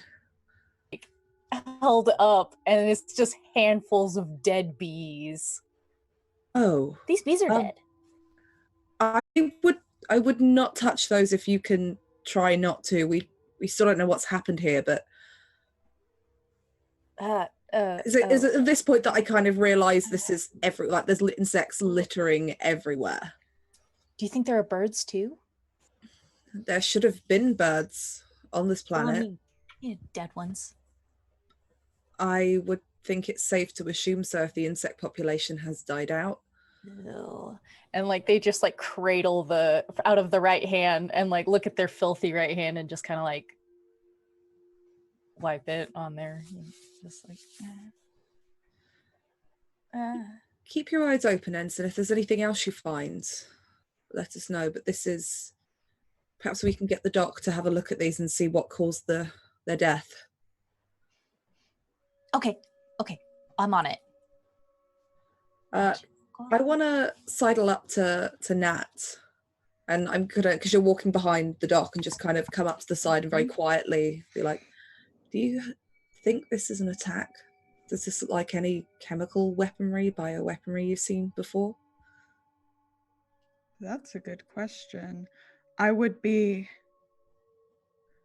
surprised if it wasn't extended to outside of the planet's atmosphere, but that's a good question. I think we should also be wary of the governor.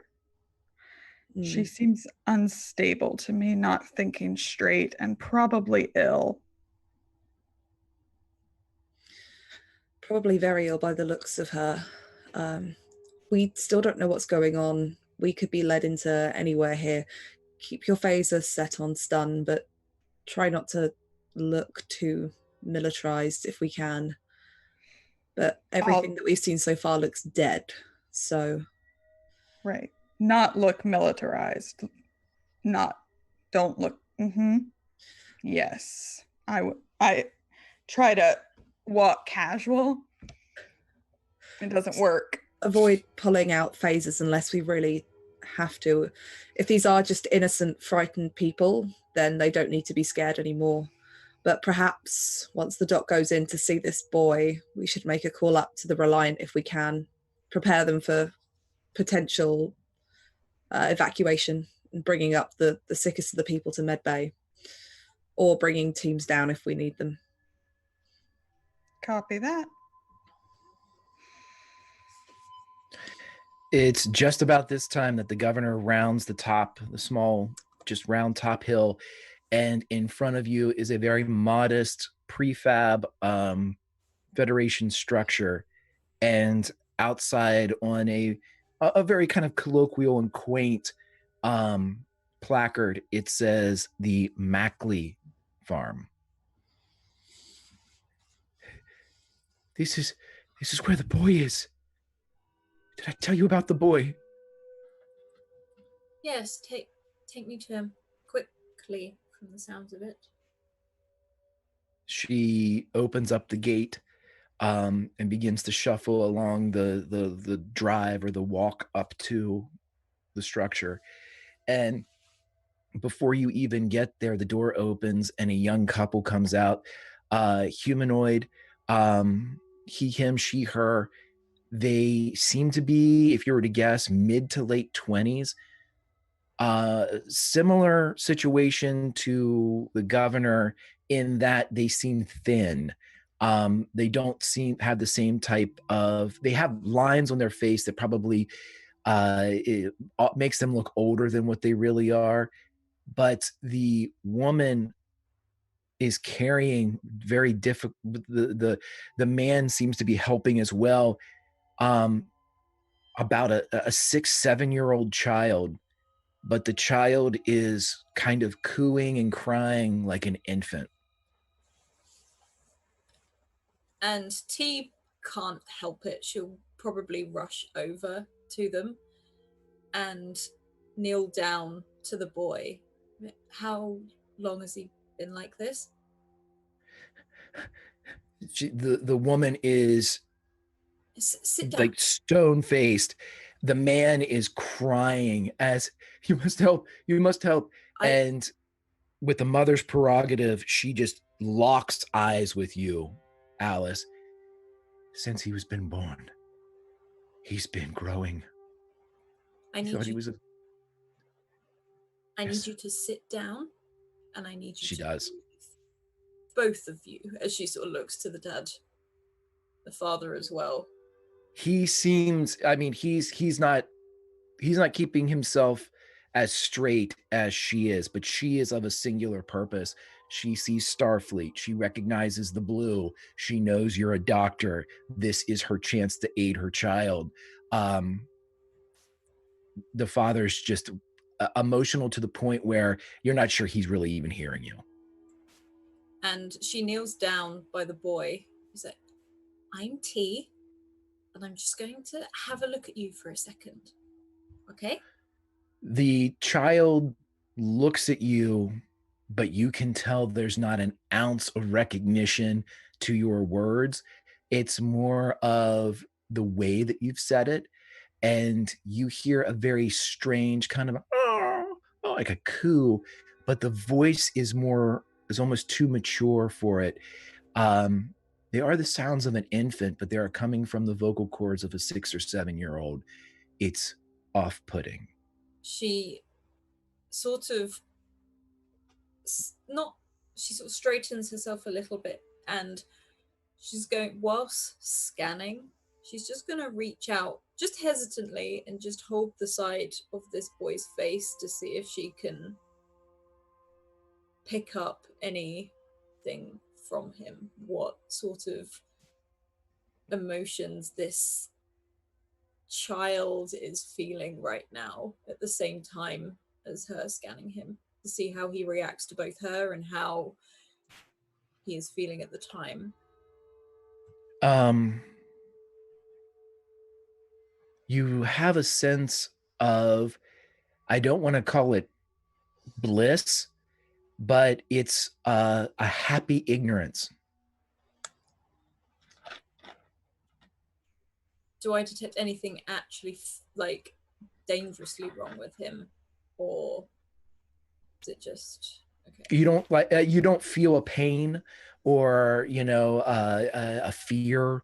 You don't feel any negative. It's almost refreshing because I can only assume for a species that is able to read the feelings of others, being around negative emotions would really, I know being around bummer people, it's not great. I can only imagine if I knew just how big a bummer the people were, it would really kind of weigh you down.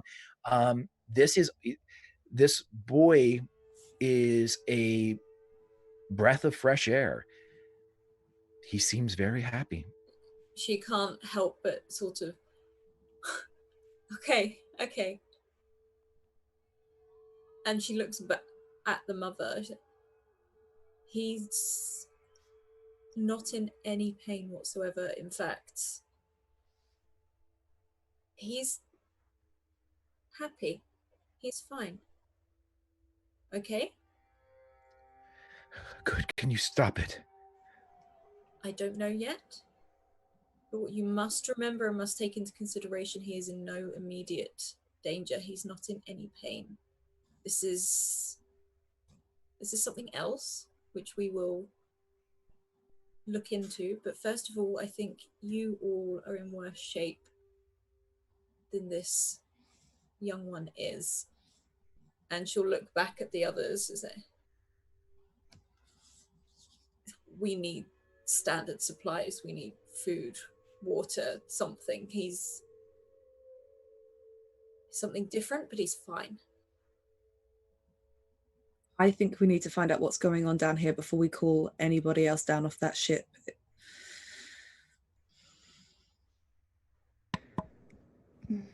I don't know how the rest of you feel, but at least we can find out if everything is safe, and then we can start requesting aid.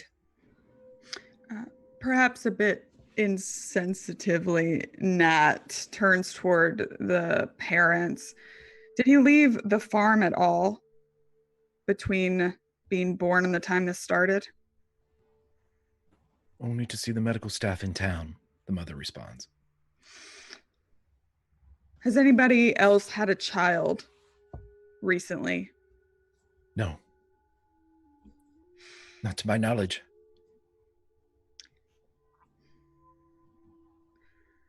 Commander, I suggest we look around inside and then perhaps follow the path into town. Perhaps it'd be worth having a look at one of those collapsed buildings, see if we can work out what the cause was. Yes. Sorry, you said medical in town. What is there anyone left there? Are there any supplies, anything? What's there? Just the doctor. We didn't know what to do. They couldn't stop it. And by the time we knew what was going on, then they said that everyone had to go inside, and I don't know. Right. Well, let's head in that direction and see if we can have a look at one of these buildings on the way. Which was the first building to collapse? I'm going to ask the governess. She's still standing, and she indicates that group of 3 buildings that you all saw, that the third one was kind of falling in on itself.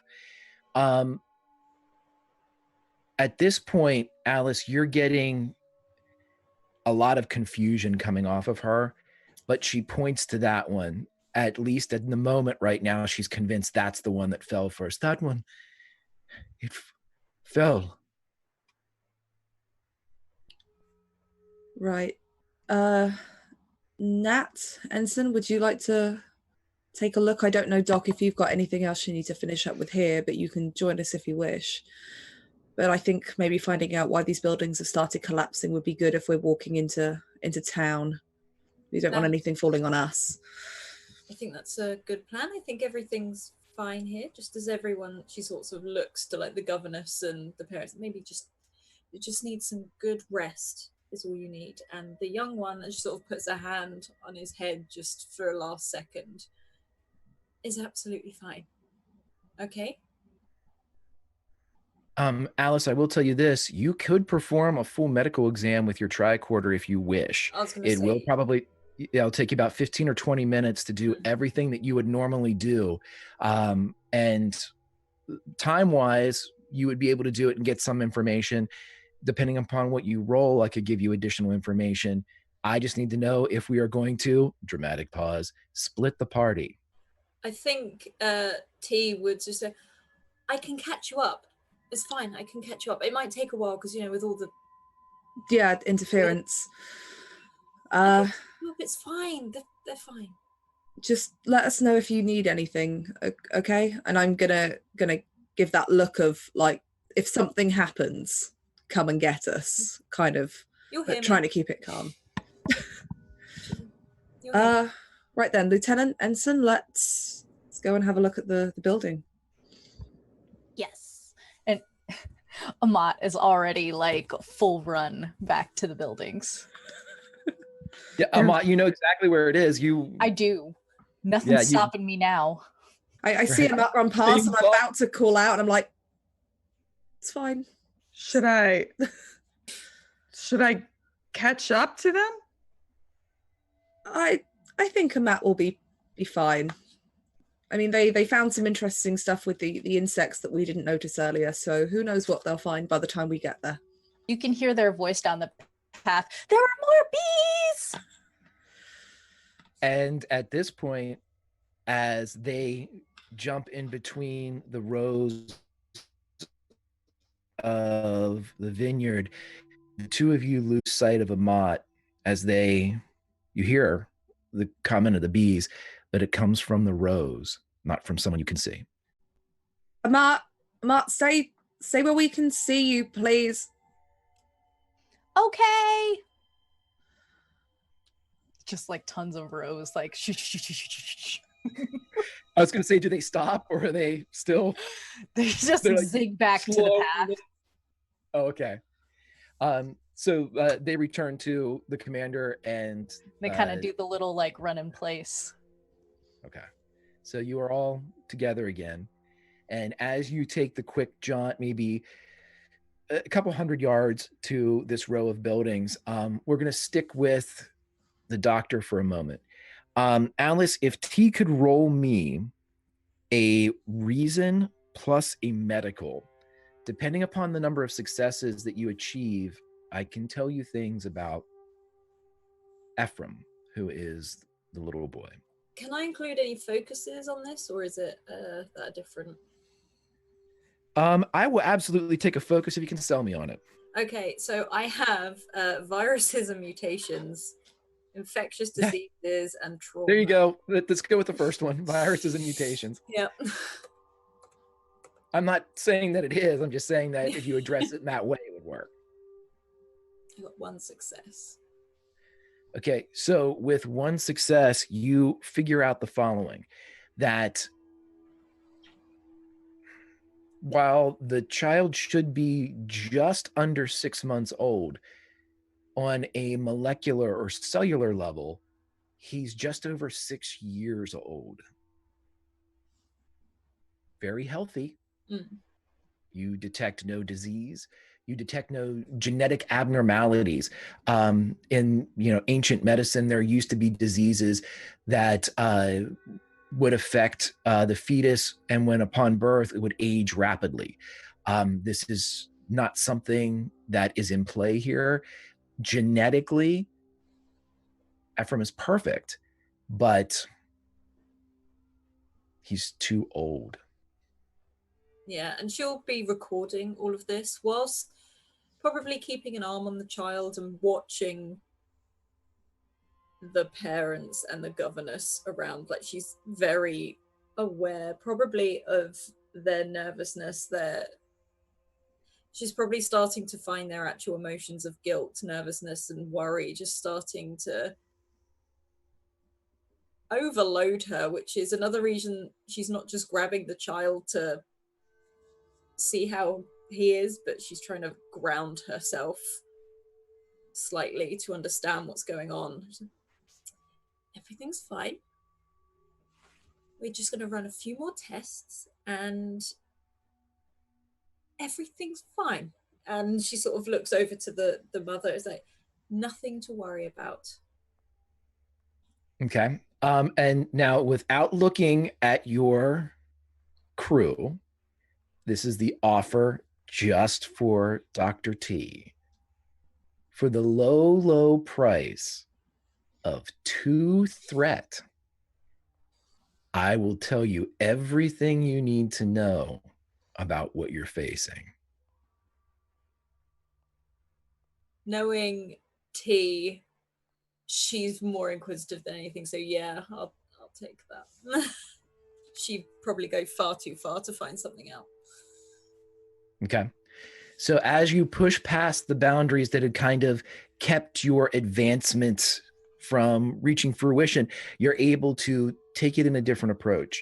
And for a moment, you take the medical tricorder and turn it on the mother.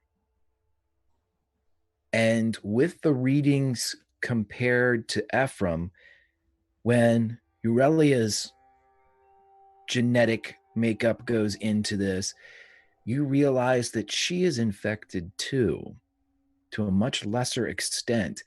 But if her age is 25, she's 28 genetically.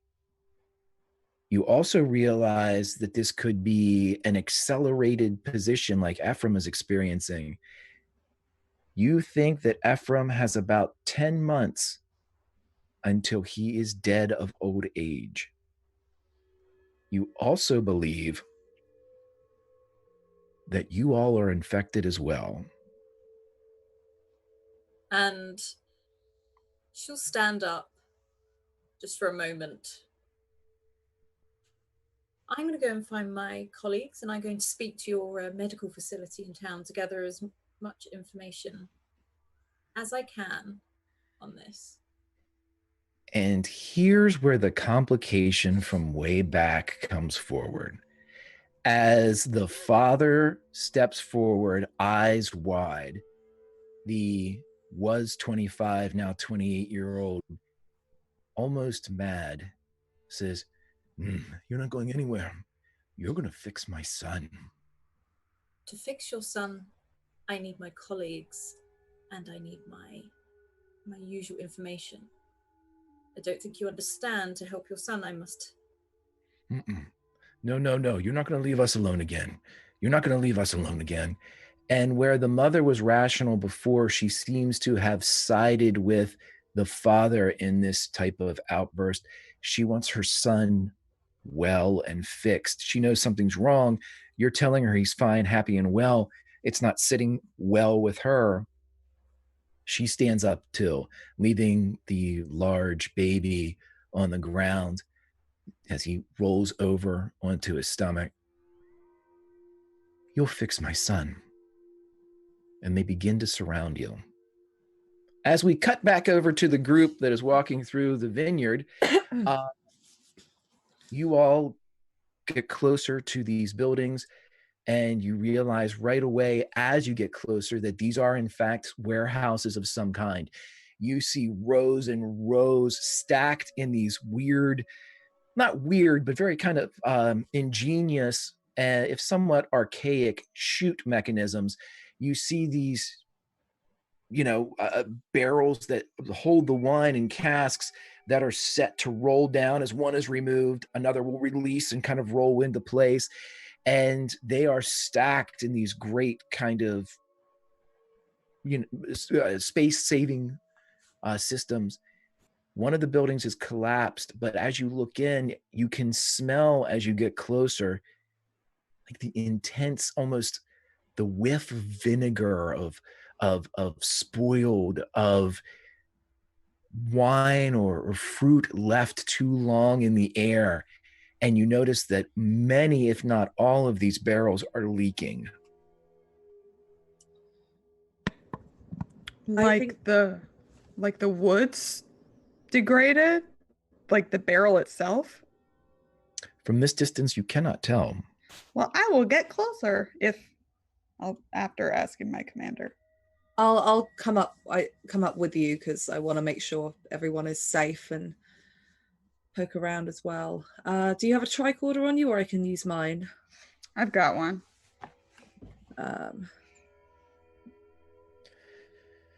Okay, who is looking at what?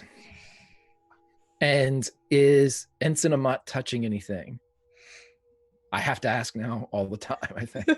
I'm glad you asked, Greg, because Amat is touching everything. But careful to touch with the cybernetic arm this time. The sharp side eye from the commander, I'm sure, prevented. Like, oh, wine. Other arm. Okay, so I will take a sort of like an earlier role that we had for you. You can give me a reason and I'll take a reason and a science if you're just kind of trying to figure out what you're touching, almost like an explorer. What's this? What's that? What's this? And just see if you stumble upon something. Anybody that's checking the building, I will take a reason and an engineering. I will also take a reason and an engineering, or a reason and a science if you are looking at the barrels.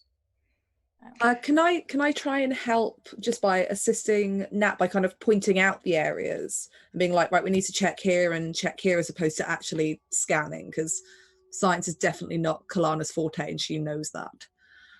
Can I do that, like assisting through command? Yep, and you can go ahead, and if you want to assist that, doesn't that provide her with an extra roll? I roll. You get to roll, and then she gets a success. Yeah, correct. Yeah, let's go ahead and do that then. Add that on. So if I go for presence command, is that? That sounds good. Yeah, cool.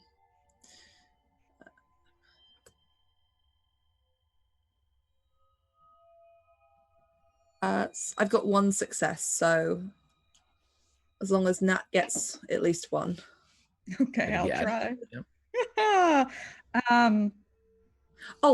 I've got a talent, so because I'm assisting using command, you get to re-roll 1d20. Oh, sweet. God, so cool. All right, so reason and science. Great. I've never been maxed in my life.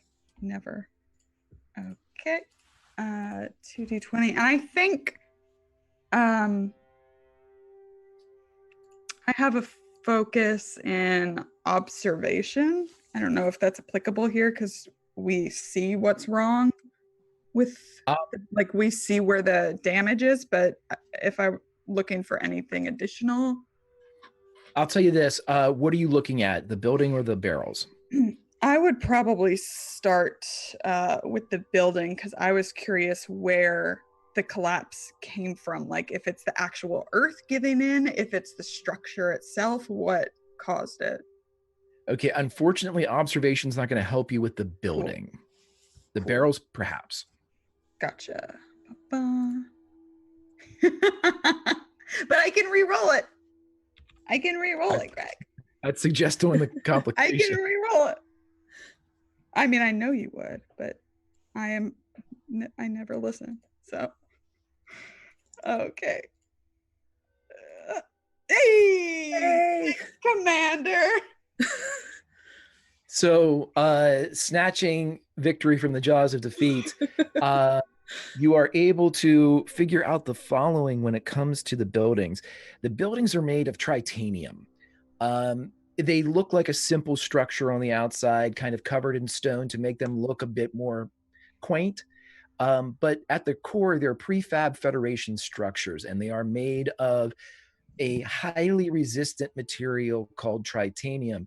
This is important to you as a security officer, Nat, because titanium is what the ship is made out of.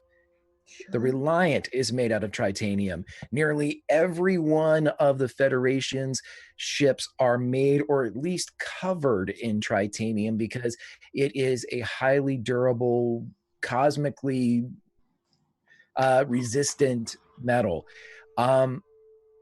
This appears to have powderized. And as you look around, you are able to kind of glean from your memory with the assistance of the commander that titanium, even in the worst conditions, like cold weather, or acid rain, or pitted temperatures, anything that might, being even at the bottom of a saltwater ocean, it should be about 100 years before there is any type of effect on the structure itself. This, it's powderized in parts. Well, this is disturbing. It's like this is way older than it actually is. It shouldn't be like this under any kind of normal circumstance. I think the building itself, I don't think it's the ground. It looks like the building has powderized. The building's I'm worried there's something in the air because I don't know what else would affect just the titanium walls. Before we head into town, we should perhaps check the shuttle. Or at least make that a priority after we've found the doctor in town. If it's eroding away, there's something in the air eroding metal away. It could already have caused damage. Good. I love the transporter. It's great. Speaking of, how's that arm doing? Now that we've learned this. Arm seems good. You would know if you heard the conversation at all, Ensign, that your arm contains quite a bit of titanium. It is a light, durable material, and you're not entirely titanium in the left arm, but a lot of I have some implants holding like my hips onto me and some of my ribs together too. So I probably haven't noticed anything too crazy. I think Amat would like raise their hand immediately, say, "It might be okay," and then like flex the fingers. You're feeling okay, Ensign? Yeah, the arm's doing pretty good, so maybe the shuttle's also doing pretty good. I hope so. Be good for you to get the chance to fly it up successfully. Yeah. The wires will probably short out before the arm does, so that's good. I mean, let's hope that doesn't happen either. Yeah. How long have we been here now, Greg? Is it a week? Because obviously the doc said that they would catch us up. Has it been a while? Would we be expecting the doc to have joined us by now? Since you left the dock, you probably have been here about 10, 15, maybe 20 minutes because you had to walk out into the field and the actual observation. I'm assuming you all are using, your tricorders and your elements of observation to do all of this. And when it's all said and done, yeah, about 20 minutes. Ensign, also with your exploration just of a nature, I saw that you had a success as well. With this success reveals is you see a bird nest nestled inside one of the buildings, and you see inside that there are eggs that are blackened, unhatched and blackened. Oh no, Amat, what are you doing? I'm gonna climb up there. That's what I'm gonna do, TK. I'm gonna climb up there. Ensign, what are you doing? I'm climbing. What for, Ensign? Is there something up there? Nest. There are birds here. We were right. Maybe it's worth just letting them have a look. Sorry. How high is it? Is it super high? You're looking about 10, 12 feet off. It's right at the ridge of what would have been like the sliding door. So yeah, it's about 12 feet resting there. It's not bad. You can probably I've got climb like up a on a barrel. Yeah, so let's assume yes. I'm gonna stand under her. Yeah.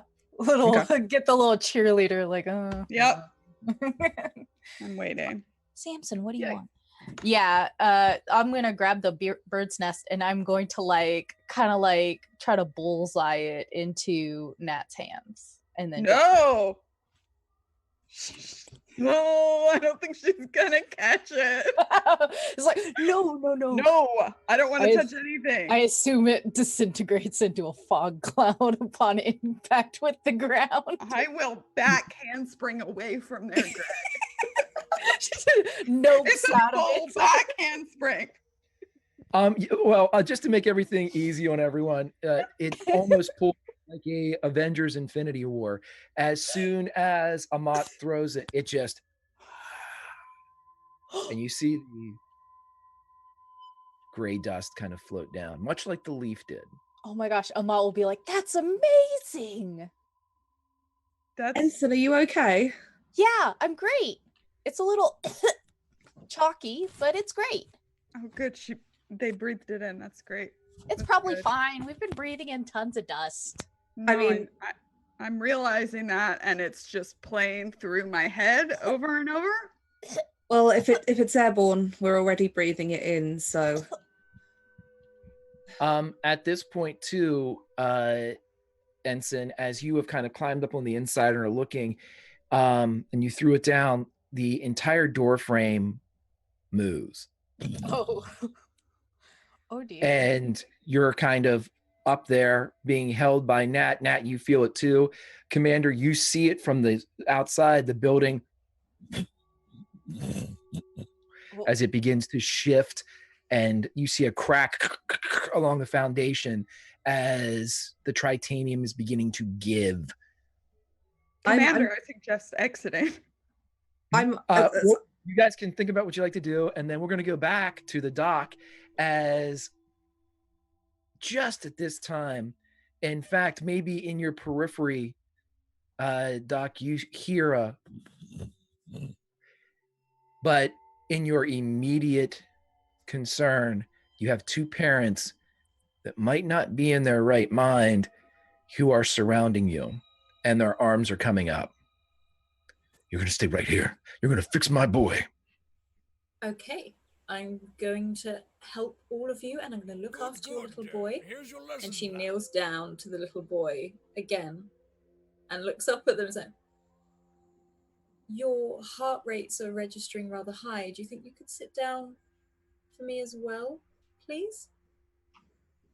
I don't want to upset him because I'm trying to do some tests. So if you upset him, it could, scramble the information." Roll me I'll take a reason and command, or I will take a daring and command, because I think I know what you're going to do. So you decide. Yeah, I'll do a reason and command, I think. Oh, this could go so wrong. Okay, and I don't know if this would work again. Tell me if not. Trust your instincts again, or is that more I'm sort of winging it, really, aren't I? I'll take it. No, Yeah. you I know what you're gonna do, so go ahead. One success. Just everyone sit down. Okay. All right. Okay. And they go and sit down close to their boy, but their eyes still kind of locked on you as you're there, kneeling and working on Ephraim. Okay.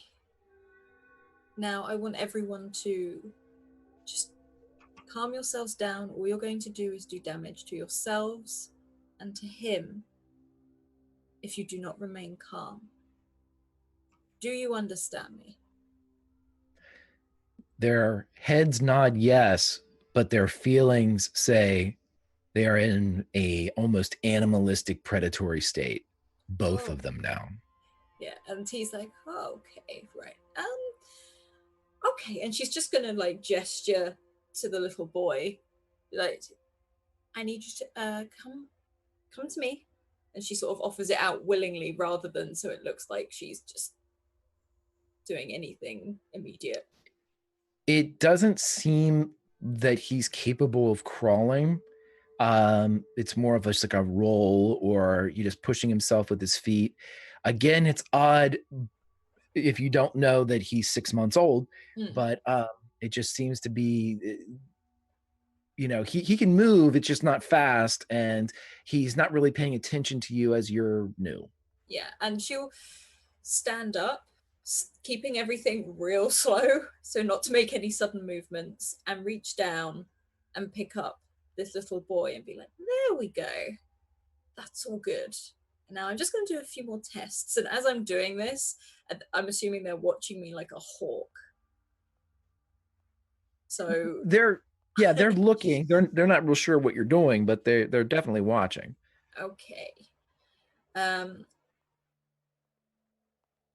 she almost stumbles over her words as she looks around at them very nervously.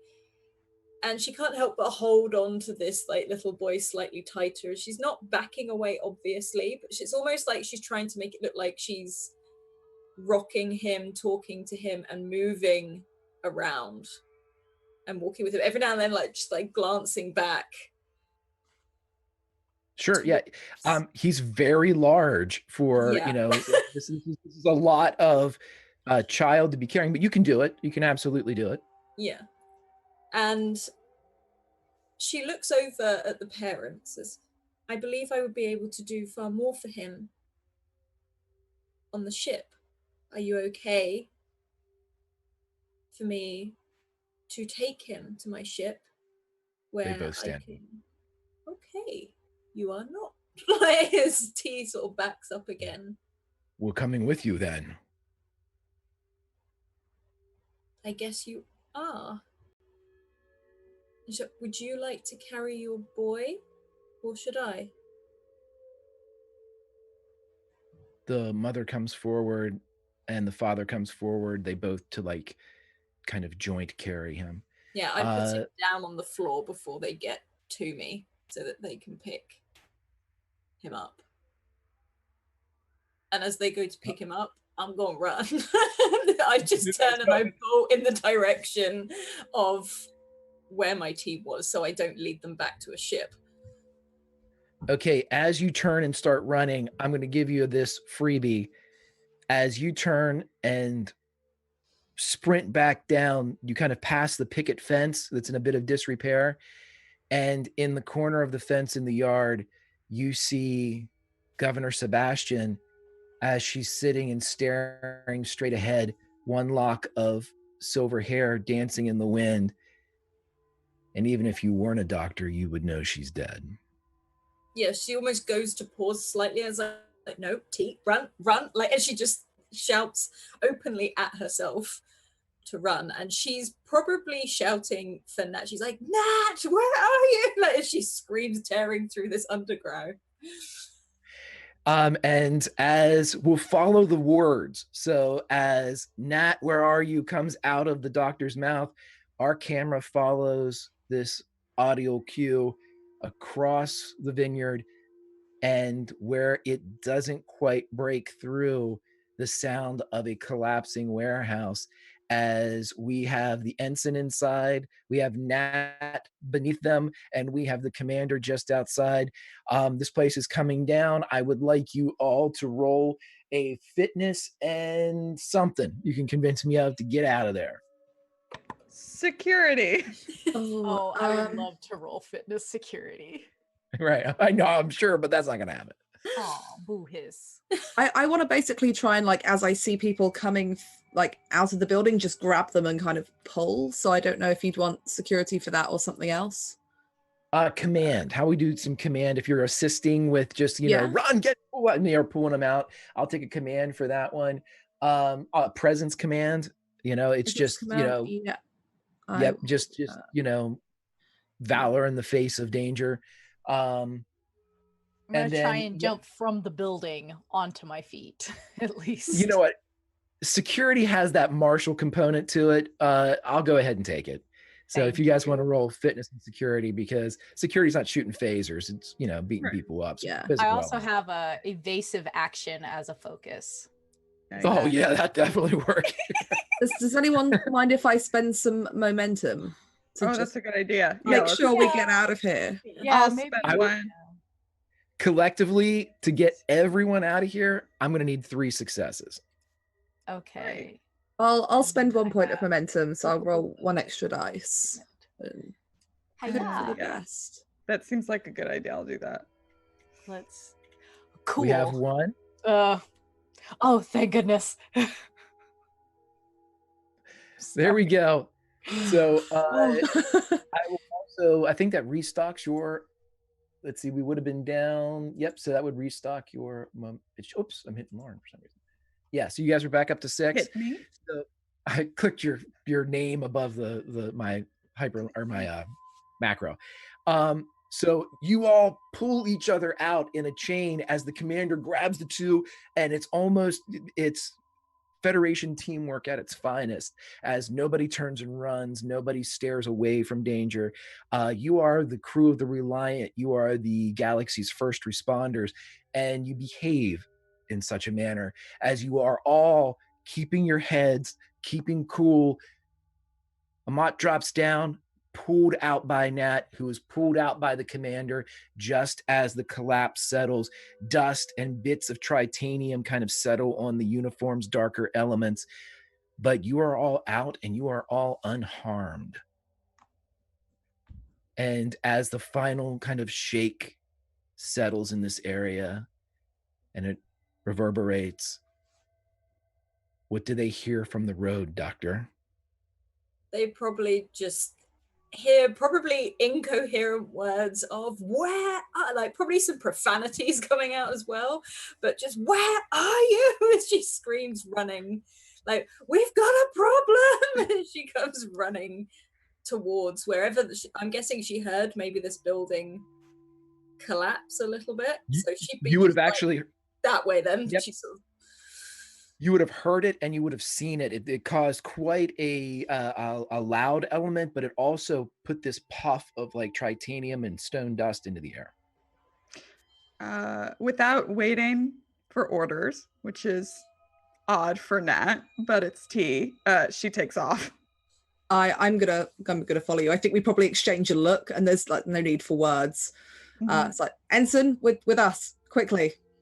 Tripping over myself, I follow. I imagine that the ensign is probably quicker than me. Once you've picked yourself up off the floor, you're just gone. Got those gangly adolescent legs, so. So as the first responders that they are, the aforementioned, the 3 meet the 1 as on that gravel path that leads to the warehouse. The crew of the Reliant that is beamed down to the ship, the same crew that initiated the Olympus protocols with Captain Yates up on the ship. You are all together again in this moment. You do not see any signs of pursuit. we've got a slight problem, just a little one. Oh my god, I need to up my fitness. We need to go, like now, and not to alarm anyone. We may be infected, just a little bit, but it's okay because we can sort that. But we need to go now, like right now. Doctor, there isn't really anywhere to go. Those buildings are made out of the same material that the Reliant's made out of, and they have crumbled to dust. We're going to the ship. We're going to the ship. We're going to go back to the pod, and we're going to leave. We're going to leave now because just trust me on this. T, I don't think, if you think we're infected with something, we can't go anywhere. We can't risk spreading this to the Reliant. It could erode the hull from the inside out. We're not going to spread it to the Reliant, but we need to go somewhere where I can take a look at all of us without them. They're turning hostile.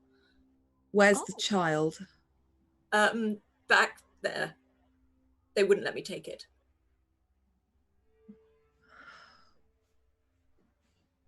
Do you think that this is something that if the transporter were online, that the biofilters would take care of? I don't know. We are now all going to start aging fast, as they have. The father only had something. The governess is dead. She was walking around not half an hour ago. What? Yeah, old age. Oh, wobbling. Just dead. All right. Let's move somewhere that's not. Let's get to the shuttle for now. Yeah, we're moving, Greg. We're moving. Oh no! Hold on. Oh no! We have the doctor, we have the security officer, and we have the exo talking. But I know one person that is looking around, and so, Ensign, without the need for a roll, you see a puff of smoke come from the next row over, and you see an older man's face, humanoid, human, he, him, looks over and sees you, and he has a pipe kind of clenched in his teeth. You here for the Romulans? And Amat's just sort of like, hey, like a silent wave at him. It's just like, how far away is he? Can I hear him just at speaking volume, or? He's about 10 feet away, and as soon as he says something, that would be the end of the conversation with the other three. Okay. As if you were planning to do something, there is now this man here. Okay, Amat will be like, oh, are there Romulans too? Oh, yeah, okay, that's exactly what we need. This planet is a nightmare. What's your name? Are you infected too? I'm Ensign Amat Vol. Hello, Ensign. Are you guys here for the Romulans? Are there Romulans here? Huh, are there Romulans? One of them's been picking at my field for a month or two. What? Are your fields getting all shriveled up too? Do you have dead bees? Got dead everything. Oh my gosh. Are you saying that he's got dead everything? You're saying that you think Romulans are behind the reason why the fields and the crops have all died? I told that governor there's a Romulan creeping around my farm months ago. She did nothing. Sent a bunch of people out to look around. They found nothing. Every day I see him creeping around my south field. And then all this happens, guarantee it's the Romulans. Okay. All this building come down. Is there any way while he's talking I can quote unquote do like insight or something, or like absolutely. Okay, to determine if they're actually Romulans or if he's just like mildly space racist? I guess there are enemies and everything, but like space racist. Like, is he just like insight? Obviously, yeah. You can roll insight, and let's do. I would think command would come in here. Okay. I mean, science for space racism. I'm not sure, but I just do command. It's like, so says, like, is this, are all the problems Romulan? You're out of toilet paper and it's Romulans. Like, Right. Yep. So Yep. that's how we'll phrase this. TK, that's how you're doing this. You're basically asking leading questions to see if everything's the Romulan. Like, yeah, the Romulans. It rained on my wedding. Damn, This is the Romulans. Romulans. Oh no. It's so funny. Yeah, Amat just like looks at them, just like, I think he's just racist. I don't know if it's the Romulans. That seems kind of weird, right? Like, I don't know. I don't think there's like cannot tell at all. Commander, were there rumors of, if I recall, there were rumors of Romulans in the area, even though it was Federation space? I think that was something that was said at the top. I thought it was that this is like the first system out of Romulan space, but there haven't been any reports of incursions. But if their comms have been down for 2 weeks, Right. they could have perhaps, if there was an incursion, trying to get that to somebody, and it just hasn't come through. But we haven't seen anything that indicates Romulans are here. Sir, farmers, sir. Exactly, and if you would believe space racist Zane, which is his name, if you believe what he said time-wise, he refers to these Romulans, whether they just be his bugaboo that he, blames everything on. He said months ago. Yeah. Do you know where this Romulan is? Yep. Great. Let's I think we should put some distance between T and her new friends, Commander. So I think it may be all right to follow this gentleman. Can you give us the directions to where you think this Romulan is? But I think we need to get T back to the shuttle somewhere safe and make sure that it hasn't fallen apart while we're gone. I could go with them. Oh, we split up before and that did not work out okay. So no splitting up. Right. Does this guy look like he's also been aging? Like the way that the governess was quite panicked by everything going on, does he seem that way? This guy seems chill. Does he seem like he's going to take us to meet he who walks behind the rose? I want to go. Let me go. I think that you're wondering what's in the pipe. This guy seems really calm. He does also seem really hungry. Yeah. Let me go. Super happy. I'm going. Do you guys bring any sugar? Oh my gosh. I love him. Okay. Lieutenant, I am mostly confident that I think you will be fine. Take your phaser, set it to stun. If there is a Romulan's presence on the planet, make your way back to the shuttle immediately. Do not engage in lethal combat. I like her. Here, take these cheese cubes, and like Amat just pulls out a couple like lint covered cheese cubes from their pocket. I get hungry on the bridge, but you can take them just in case you smoke some of that pipe. You eat on the bridge? No, I don't. Right. Amat takes a cheese cube back, just like, fine. Gonna snitch. That's fine. He definitely takes them. He takes Zane definitely take them. Mm-hmm. So let me get this straight. We've got Ensign and Nat going with Zane, and we've got the commander and the doc going back to check on the shuttle. Yeah. I think that's what's happening. Yeah, Ensign, are you with me? Come on, it's a party.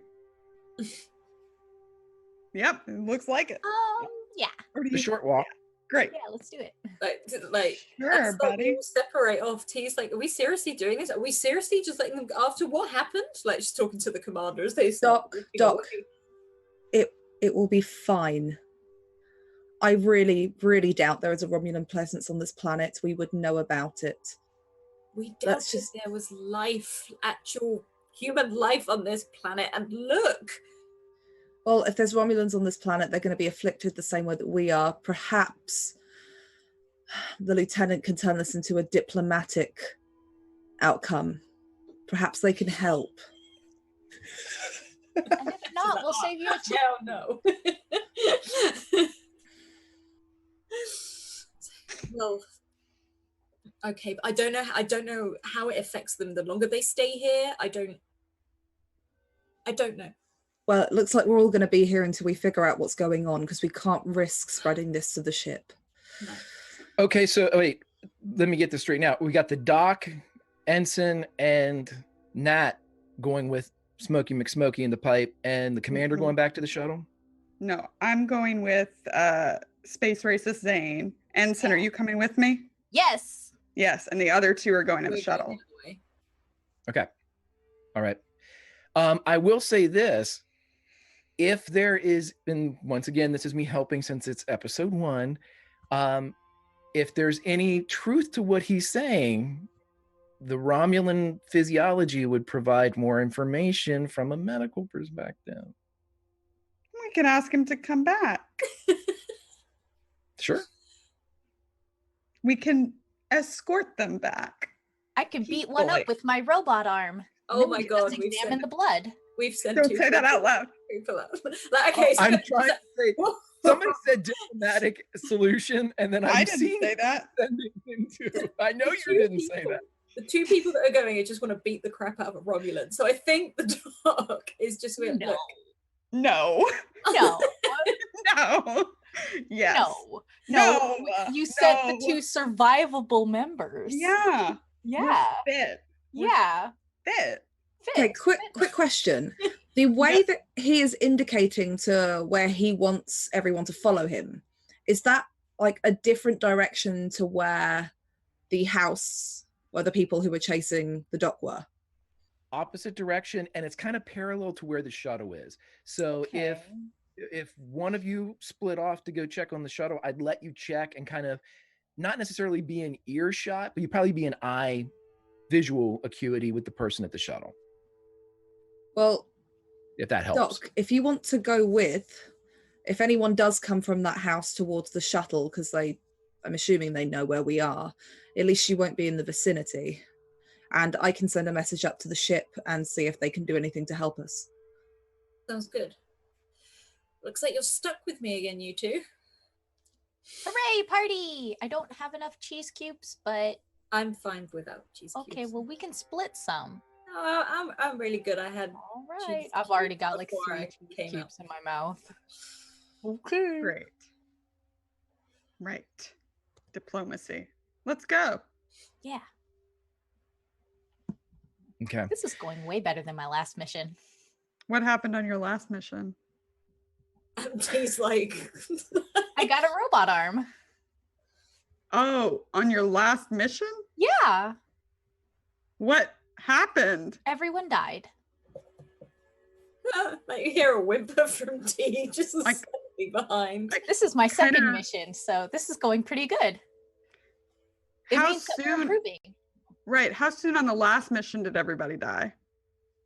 When you ask Amat that question, their face kind of clouds over to this like it is more than just do I remember this answer from a flashcard. It's like a confusion of like I don't remember the answer to this at all.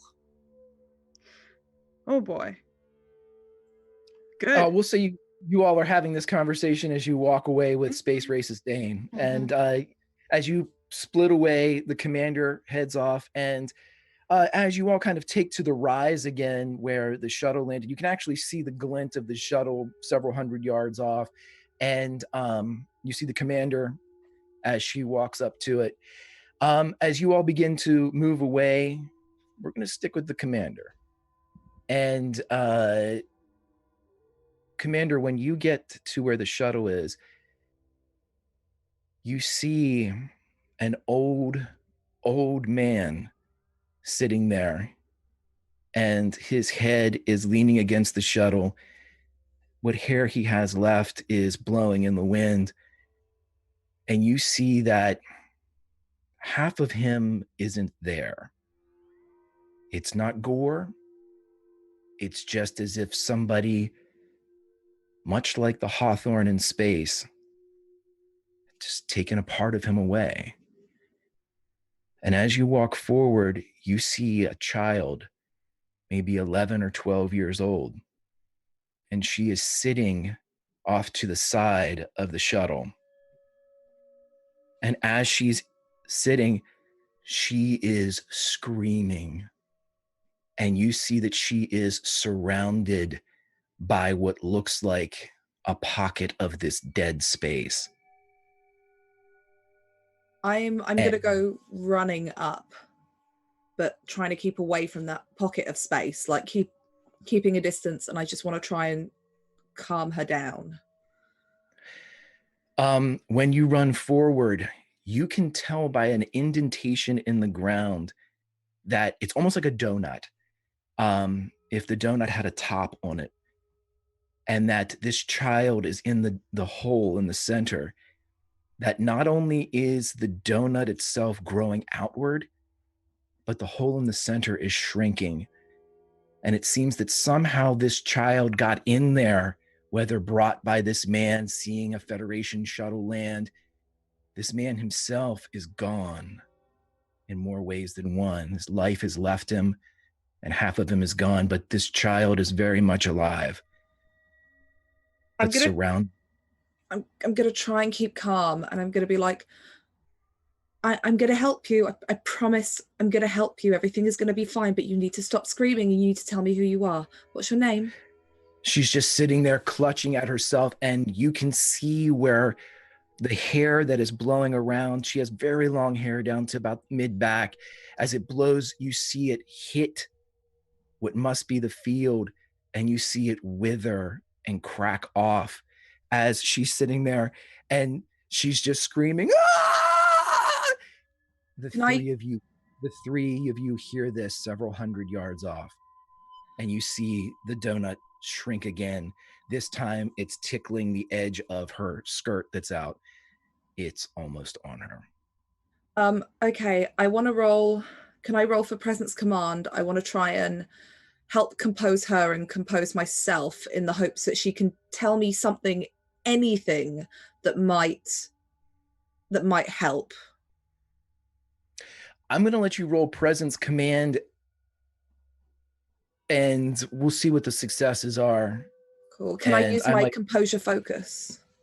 Absolutely. Yep. Cool. This is the perfect time for it. Oh my God.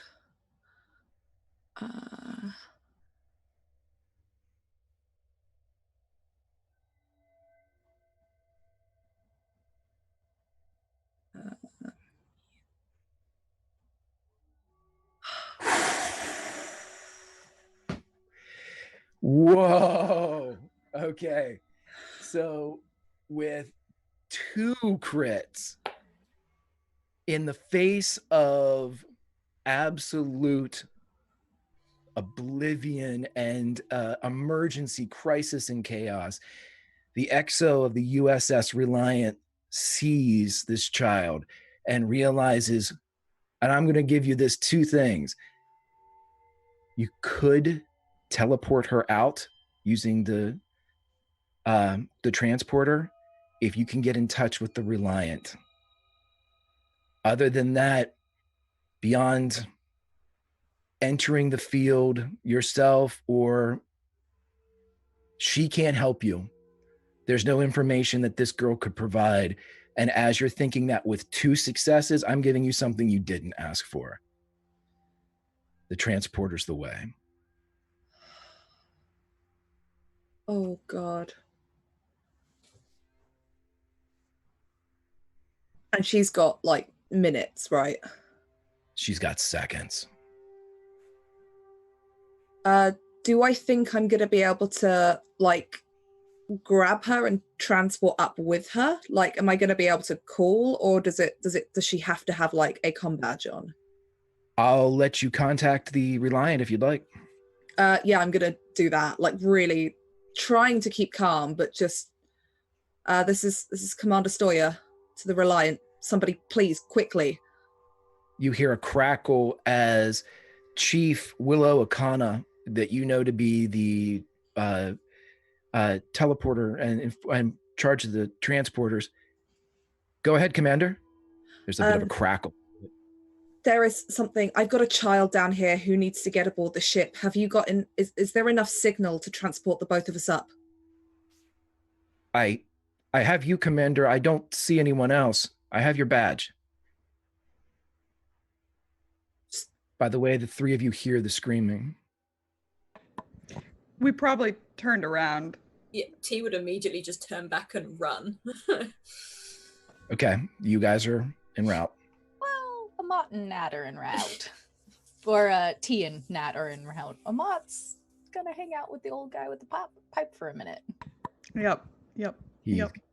He pulls another pipe out of a pocket. Hell yeah. It's already packed. I'm gonna just say stand by and come out of that communications and then hit it to talk to everybody else, because I'm guessing they're still a little bit too far to hear what I'm saying without the comms. The comms would be perfect to get to him, though. Yep. Yeah. There is a child here, and I need to beam her aboard.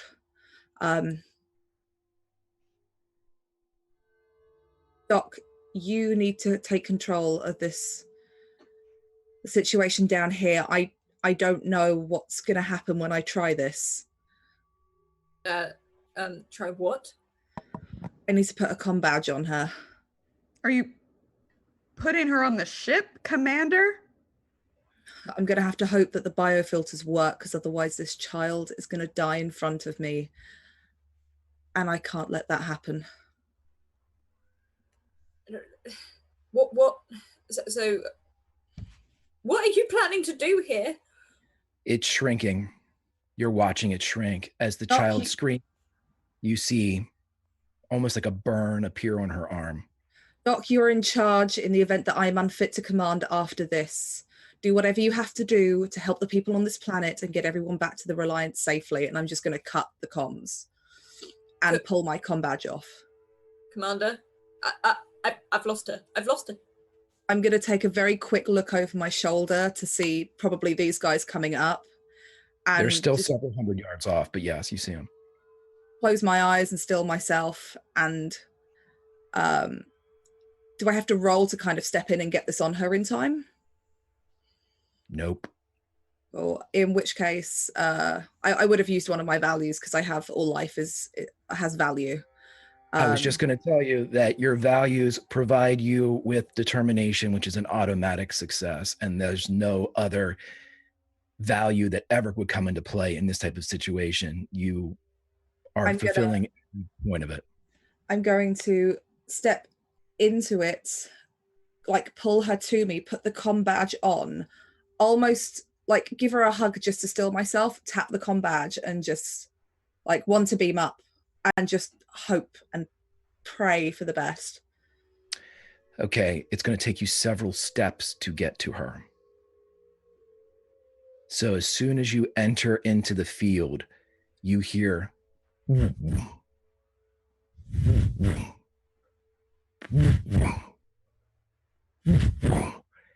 with each step, you feel as if you're trudging on the bottom of a swimming pool or in the ocean as you're fighting through this force. As the two of you are running, you see as the hair begins to burn off of the commander. What's remaining turns gray and begins to shoot into silver. You see her back begin to bow with age.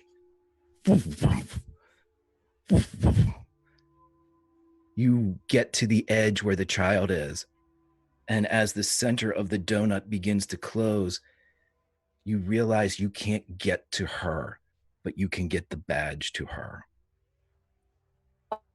I'll reach forward, press the badge, and in what I imagine if I'm aging, in a really kind of hoarse, rough voice, is just one to beam up. And then that's I literally collapse to the floor and just hope and pray that she disappears in front of my eyes. As you look up through the your eyes begin to cloud with cataracts as you see the transporter and the child disappears. Nat, you and the doctor run up just as the commander drops to her knees, looks up with ancient, wrinkled skin, her outfit and perfectly pressed uniform burning, disintegrating with age.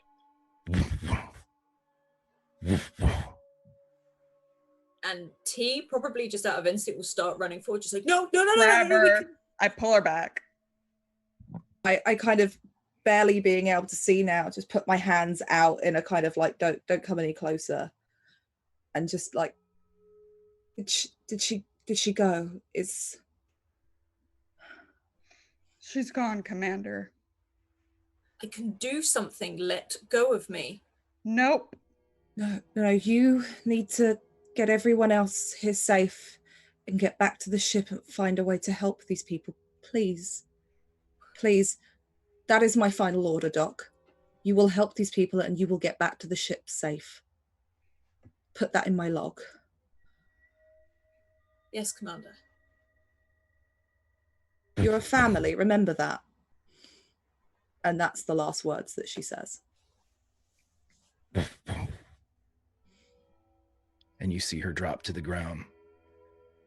And like the hawthorn, and like the man, but not like the little girl, the commander disappears. And that is where we will end the first session of Star Trek. You were wearing red. You're a commander, aren't you? You're wearing red. I am. You're a red shirt. Am I allowed to reveal that little bit, Greg? So because of work and schedules, I could only make the 1 week. But I still wanted to really be a part of this because this has been really fun. So I kind of always knew a little bit that something terrible might happen to me, which is why I played the first officer in command. But yeah, it's been really great. So I haven't known everything. I've role played through the entirety of this, but we did know I probably wouldn't make it after the first session alive. But yeah, I didn't expect it to be that dramatic. I've genuinely never felt more horrified than in that moment, hearing Greg describe this poor child. Red shirt. Nice. Well, in Star Trek, you can't have an episode without a red shirt dying. We're going to bring some more next time. Yeah. Everybody. I think somebody suggested that in chat, that we should have just bought a bunch of them. Yeah. Right. Made a bridge. Fodder. Yeah. Technically, half the away team was red shirts. Yeah. Oh my gosh. Yeah. I can't believe that you made me type these notes with my own fingers. Damn. Fantastic. Never fall for Greg's creepy kids. Yeah, thank you so much, Greg, for kind of having me and letting me play this really awesome, fun part in this. Oh, I love the commander too. I thought, man, this is just the perfect way to start this off, as the stakes are real on Star Trek Shadow's Perfection. So, or Perfection Shadow. I'm so excited I switched it. Great job. I'll hand it back off to Alice, unless we want to just go around and talk to everybody. I don't know how you all do it. I'm going to sit here and just be happy in a sad way. Yeah, we can go round one at a time. Say where we can find you, and also your favorite bit of this episode. I'm going to go round in character names. I've been doing that lately, and I quite like it. I will go last, but first we will go over to Ensign and Matt. Is it Val? So yeah. Amat Val, yeah. Matt Val. Man, wow. Cool. No, this is cool. I'm fine. Emotionally compromised. Resigning. I'm TK. I write spooky stories on the internet. If you like spooky stories, you can find them tkjwrites.com. You can follow me, TK Joins the Fray, on Twitter. I play a decent amount of role-playing games on Twitch now. So I have a schedule in my pinned tweet where you can find all the games that I'm currently playing. It will change because I can't be trusted with simple tasks. So there's that. Tonight, very excited to take out my emotional trauma from this game on a party in the premiere of Tales from the Mists on the Wizards D&D channel. You'll pay for this, but but not you specifically my party. I don't I just have one more DM to rip off and take credit for their ideas, so that's great. That's it. Buy my book. Goodbye. Oh, favorite part, like obviously I'm not going to tell you what my favorite part was because you already know. So, and if anybody else says that that wasn't the best part of the episode, they're wrong. They're still valid, but they're wrong, and we'll fight. Awesome. We are now going to hop over to our very lovely Lieutenant Nat, the one who ran away from every situation she could have been. Yeah. That is the way of the security officer, as I have found from binging all of Next Gen. I will never be where I'm needed. It's fine. It's cool. I'm very chill all the time. Hi, I'm Lauren. I'm That's Salty Ginger over on Twitter. Damn it. That was awesome, Virginia. That was like super I've had cool. so much fun. I hope we get to play again soon because that was I hope so too. It'll be really cool. You can find me over on Twitter, like I said.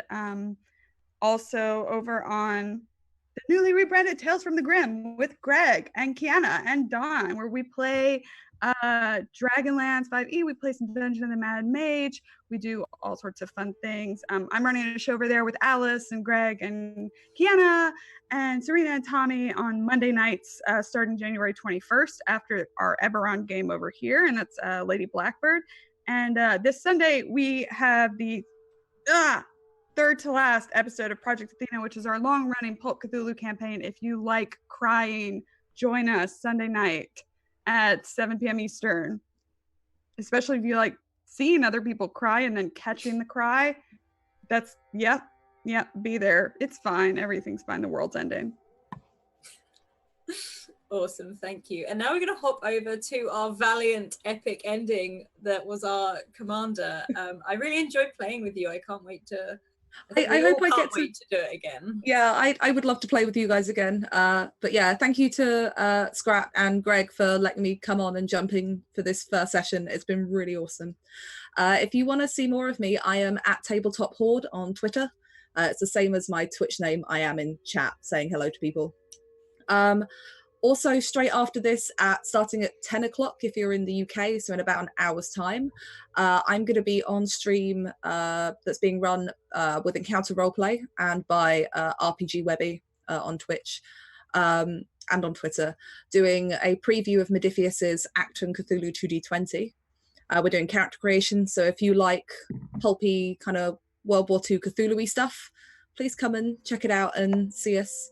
I'm also on a casual D&D stream that runs on RPG Webby's channel as well. If you follow that, you'll see when we're back to doing that. And I'm also part of a roleplay club called the Roleplay Haven. So if you're London based or in Cardiff, because we have a branch there, we are a roleplay club. We've got about 9 tables or so running at each place, and we collect a bunch of money for charity while we're role playing. So we're a charity as well. if you are in those areas and want to come and play role play games of all kinds, come down and see us. You can find us if you just Google the Roleplay Haven. But other than that, it's been really great. Thank you, guys. Awesome. Did you have a favorite bit other than dying? Oh, I love Ensign Val just touching everything. It was, I just love it. It's just it was great. And I do hope that my like the commander's final words be something that you will keep with you as you are family. Oh, thank you. And last but certainly not least, our fabulous DM, Greg. Hello. Hi. Boy, oh boy, I had a tremendous amount of fun. And it wasn't because I am a huge fan of the story and of Star Trek, and Modiphius's system is daunting but so much fun and so organic, and you were able to do without rolling. You were able to have a scene like that at the end, and it fit perfectly with the values equaling determination handed out by the GM. It was just perfect. Everything worked out so well. I'll mirror what everybody else said. Virginia, it was super fun to play with you. I really, in a very sad way from the very beginning, I'm like, wow, I really like the dynamic with everybody. And I'm like, geez, oh Pete, this is going to be rough at the end. But and it was, but that's good. And that's part of the story, which is great. So the stakes are set. The mystery is still afoot. Favorite part, the ending of the self-sacrifice was so Wrath of Khan that I just absolutely dug it. I mean, instead of ship out of danger, child out of, I mean, it was just fantastic. And when you're flying in the USS Reliant, boy, oh boy, that does an old Trekkie's heart good. But I'm going to have to say my biggest chuckle was Space Race's Zane. That was hilarious. There was a roll to see if this guy was just a racist. And I think that is the best possible bookends for a story, a great dramatic moment. And is this guy a space racist? I think we got the whole spectrum in between, which is super. Amat missed that whole thing. Yeah.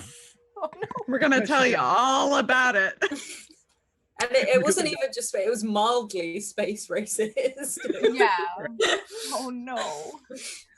Oh, I'm gonna enjoy watching next week when everyone has to tell the ensign what's happened. Yeah. Right. So as for me, Grimjack21502 on the Twitter, as Lauren mentioned, Tales from the Grim on the Twitch. We have a lot of fun things coming up. Lauren shows going on. We have a bunch of really fun D&D projects. We have Pulp Cthulhu coming to, or Project Athena's Pulp Cthulhu coming to an end. And at the end of the month, we are beginning Highlander, If on a Winter's Night. So we should have quite some fun playing in that little universe inspired by Highlander. So Alice will be on there too. So we will have some fun. But until next week, everyone, don't wear red, everybody. At least not when you play this game. I'll see you all later. Oh, thank you so much. We are going to go and raid Metamancer. So we'll go and send all the love and all the hype over there. I'll run through the last few bits. So we have, as I said before, an awesome Discord full of awesome people. So definitely run over there and become part of this community, because it's so nice. It's so nice. It's full of so many amazing creative people that just want to tell stories and just want to get to know people. So hop over in there and join us. Also, Twitter. If you want to get into a game, give Scrat a DM. This will be up on YouTube pretty soon, probably in the next day or so. We also have a Patreon if you want to support us that way, which includes some free articles by Renee if you want to check that out. Our merch is there via Redbubble, and awesome sponsors in the form of Bird in the Storm and Mage Hand Press. Definitely go check them out. There's some seriously awesome people. So we're going to go and raid now. I am White Rabbit Pick. That's where you can find me on Twitter. I'm so excited about this group. I'm already really sad that we've lost our commander. And yeah, don't wear red, guys. Don't wear red. Oh, don't wear red. Don't wear red. So yeah, I'm already excited for next week. Thank you for all you lovely people. See you very, very soon, all over the place. Keep evoking emotions, guys. See you later. Bye.